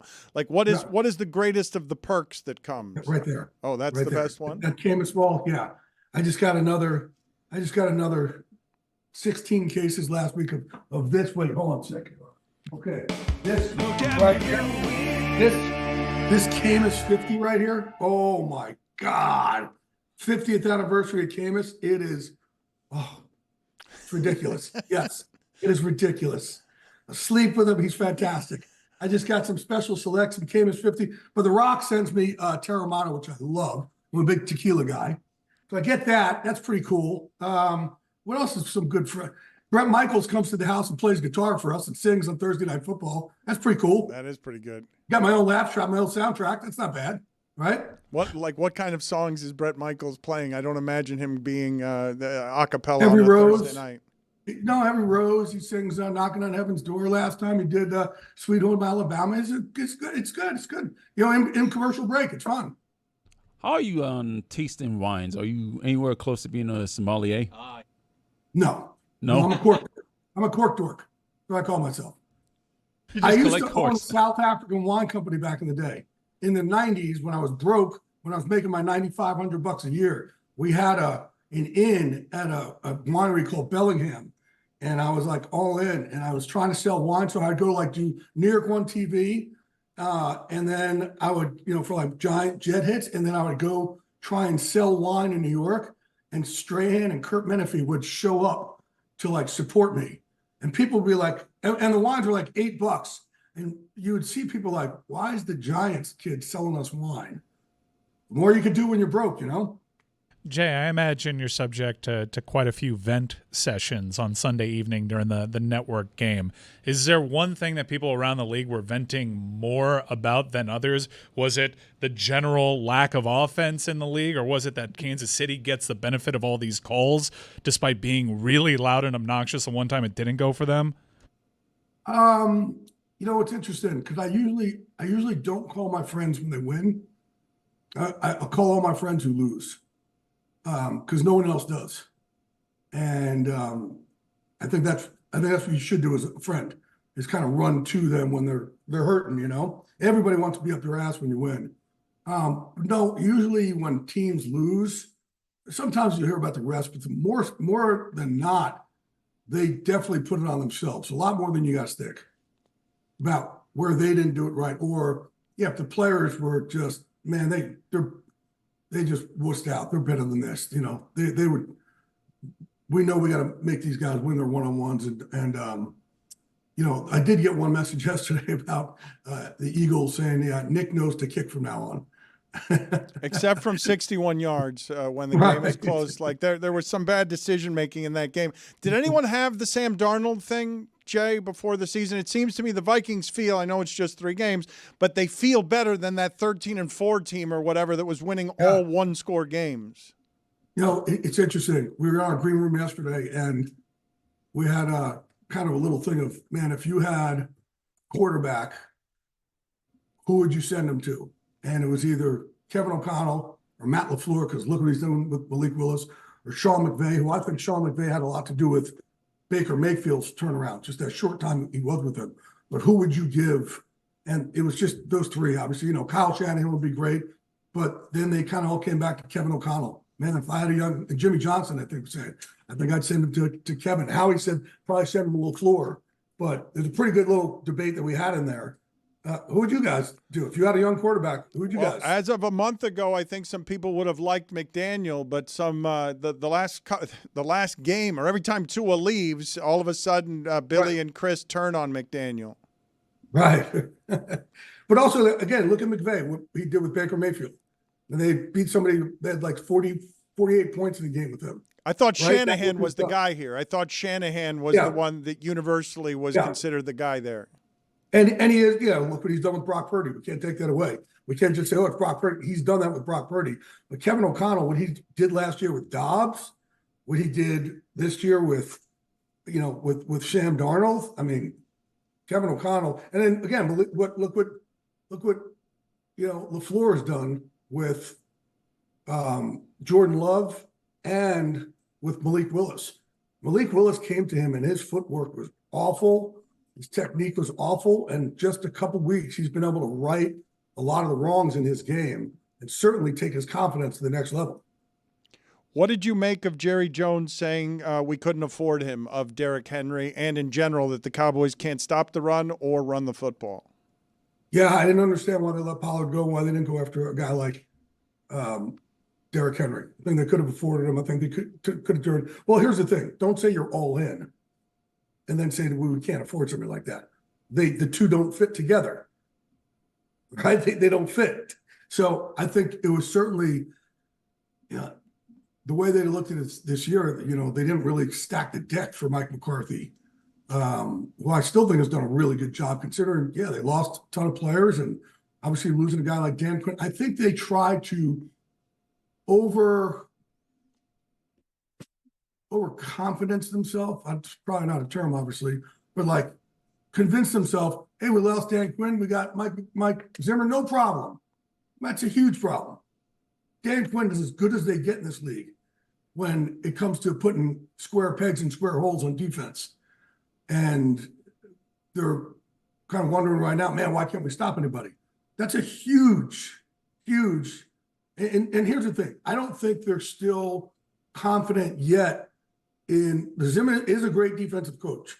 I don't think they're fully confident yet in running his defense. What I mean by this is, I'll tell you a story. Like when the Giants won the Super Bowl, Strahan's last year, Steve Spagnuolo was the head coach, and they lost their first two games by I think they gave up 50 points in each game, 48, 50 in each for the first two games, and then Stray and I think Antonio Pierce had talked with the whole team, saying, guys, the scheme is right.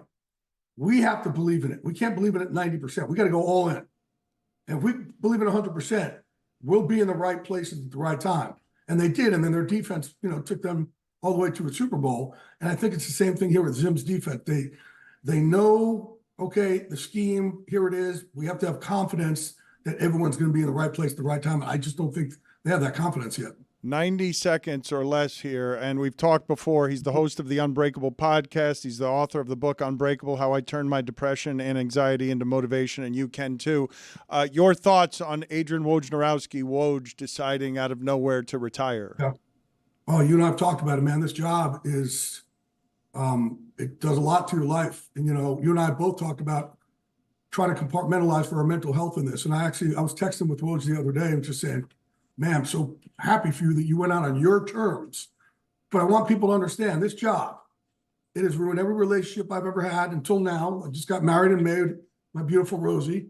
I would be on dates with women and have a earpiece in and act like we're talking sweet nothings when I'm really talking to sources.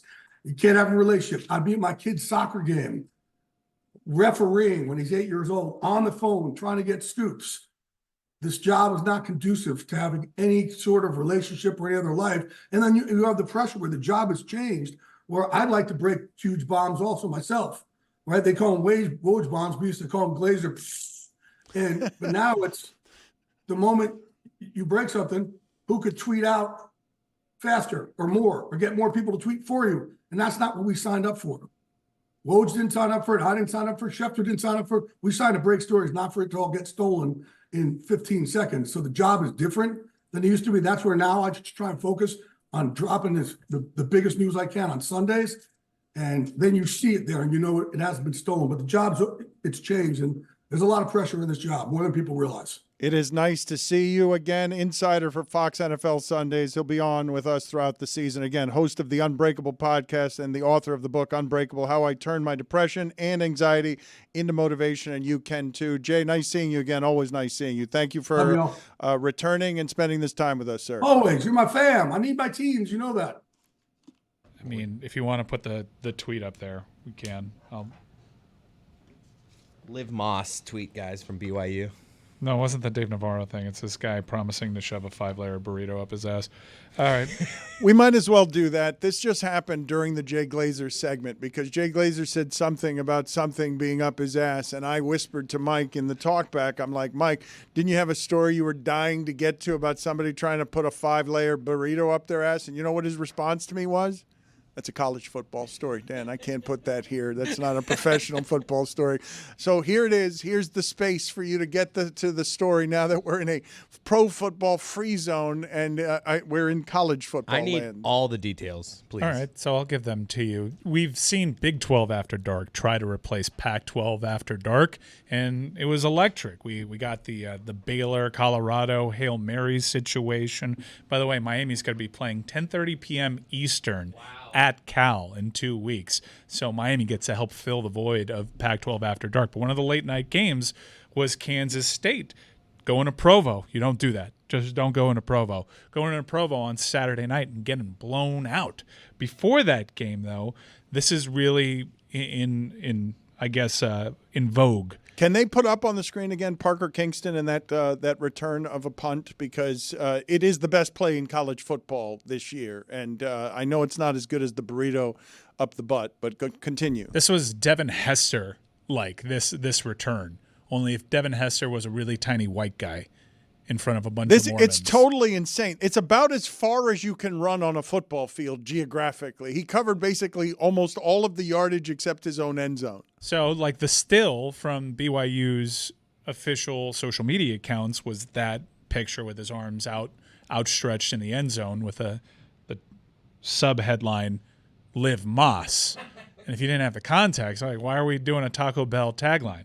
It's because a fan of K-State football tweeted out before the game, if K-State loses to BYU, I'll shove a beefy 5-layer burrito up my ass. So he promised that, but we've seen this now from football fans everywhere. I promised to eat some toilet paper if FSU beat LSU. I held up my end of the bargain. Took you a long time, but Took you me did a couple do of it. months, but I finally got around to it. The person who said they were going to eat dog shit if they lost the bet, then lost the bet and didn't eat the dog shit. And now, do we know the 5 layers in a burrito? Do you think that together? It's the same 5 ingredients generally in all their products, just packaged differently. I would imagine beef, cheese, sour cream. Lettuce is not one of the layers. Sour cream, and beans. No? There you go. Beans. That's 4, I think. And rice. So there we go. Saint Bill Snyder could do the thing that's trendy, which is just do this for social media clout and then walk away from it. But he's not. Do it. Give you the TikTok video of him doing this with a 5-layer burrito, which is it's very aggressive. Yeah, so he was live tweeting as the game was happening, understanding how cooked he was by the entire experience. He picked up a burrito, threatening to do it a day ago, but now the most recent video is this man who is protecting his identity. He is wearing a Taco Bell bag over his face, and he has announced Saturday, 9/28 at 9:30 p.m. No. Nobody wants to He will pay the see bet. this. No, nobody wants to see this. You know, I'm glad you mentioned that because I'm with you. I don't actually want to see it, but I do want to see all the pomp and circumstance that leads us all the way up until the point of insertion. Well, who's your Tio? Can you imagine sitting there watching that punt return after you have said that you're going to make this bet publicly and you're already down 24-6, and then that punt return is what you see, and the consequence is really all 5 layers? I'm on the hook on the internet for all 5 layers of this. Now let's talk strategy, because I think we're all familiar with how a 5-layer burrito comes out of there. It's very but thick. how does it go in? No, and he teased like some of his strategy, tipped his hand a little bit. I think he's going to freeze the burrito. Oh God, that's the worst option. These things are malleable. They might be thick, but if I really push this thing out, I can draw this thing out. I could have like a long, thin burrito in about 10 minutes. See, but here's I'm your not saying mistake. I'm doing it. I'm saying for this Chris, guy. Here's your mistake. Hey, frozen. This is a beefy 5-layer burrito. Maybe you can play that game with a 2-layer burrito. Dude, have you seen the beef at Taco Bell? I mean, that's mushing up. It's not look at this thing that is on his table that he has promised to Keister. It's a big 5-layer burrito. Roy, nobody wants to see this. Billy, I understand none of us want to see it, but we want to see if he does it. The build up to it. It's a girthy burrito Mike just showed me. But like I said, you can adjust this thing. No, you can't. It's like a piece of dough. You I can can't- stretch it No, out. you All of a sudden, can't- it's you thinner. cannot stretch all 5 layers into something that feels like a bread pretzel that, you know. Here's what I want. I want a breadstick for once, because I know what this is going to turn into. And I hope you're watching, St. Bill Snyder. I really hope you do, because so far you've handled this the right way. You're doing this on Saturday. This is a whole lot of time for an advertiser to get in there and make this something silly and try to change this. And ultimately it ends with you not shoving this burrito up your ass. And that can't be. You have to shove this burrito up your ass because you made a promise. Billy, You took know a how vow. many advertisers are lining up to sponsor this exact execution? You know, everyone here kind of know. Yeah, no, it's funny to talk about, but this guy's not actually going to shove this beefy 5-layer burrito up his ass. Can And we let me- stop doing this? What if No it's mas. actually Bill Snyder? No mas. What he That would be has wild, to right? do, he has to do just for this thing. It'll kill him. It'll kill Bill Snyder. What this Why? thing is he's bigger than old. all of us, is what I'm trying to say. Because right now we're all having fun with members of the opposing fan base putting out there, if this team loses, I'll do this. But it only stays funny if you get the occasional payoff. But I don't think anyone wants this payoff. What is the payoff I don't- exactly? There He's is. going to shove a beefy 5-layer burrito up his Yeah, ass. but it doesn't just end there, right? I well, mean, we'll see. Maybe it can. I think there's consequences after the fact. Well, I Is there think. not? Well, I'm not going to stick around for the consequences. Again, I just want up until the moment of insertion, and then someone let me know if he did it or not.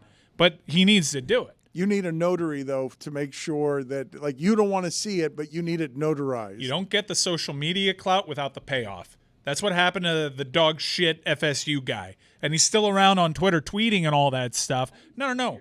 How are you still allowed He should here? be canceled. You need to be shamed. Yes. So for all this stuff to still matter, for Pac-12 football after dark to matter and become Big 12 football, for fan bases to still have passion about a sport in college that is now better than the pros. College football is just, your Saturdays are more enjoyable than your Sundays.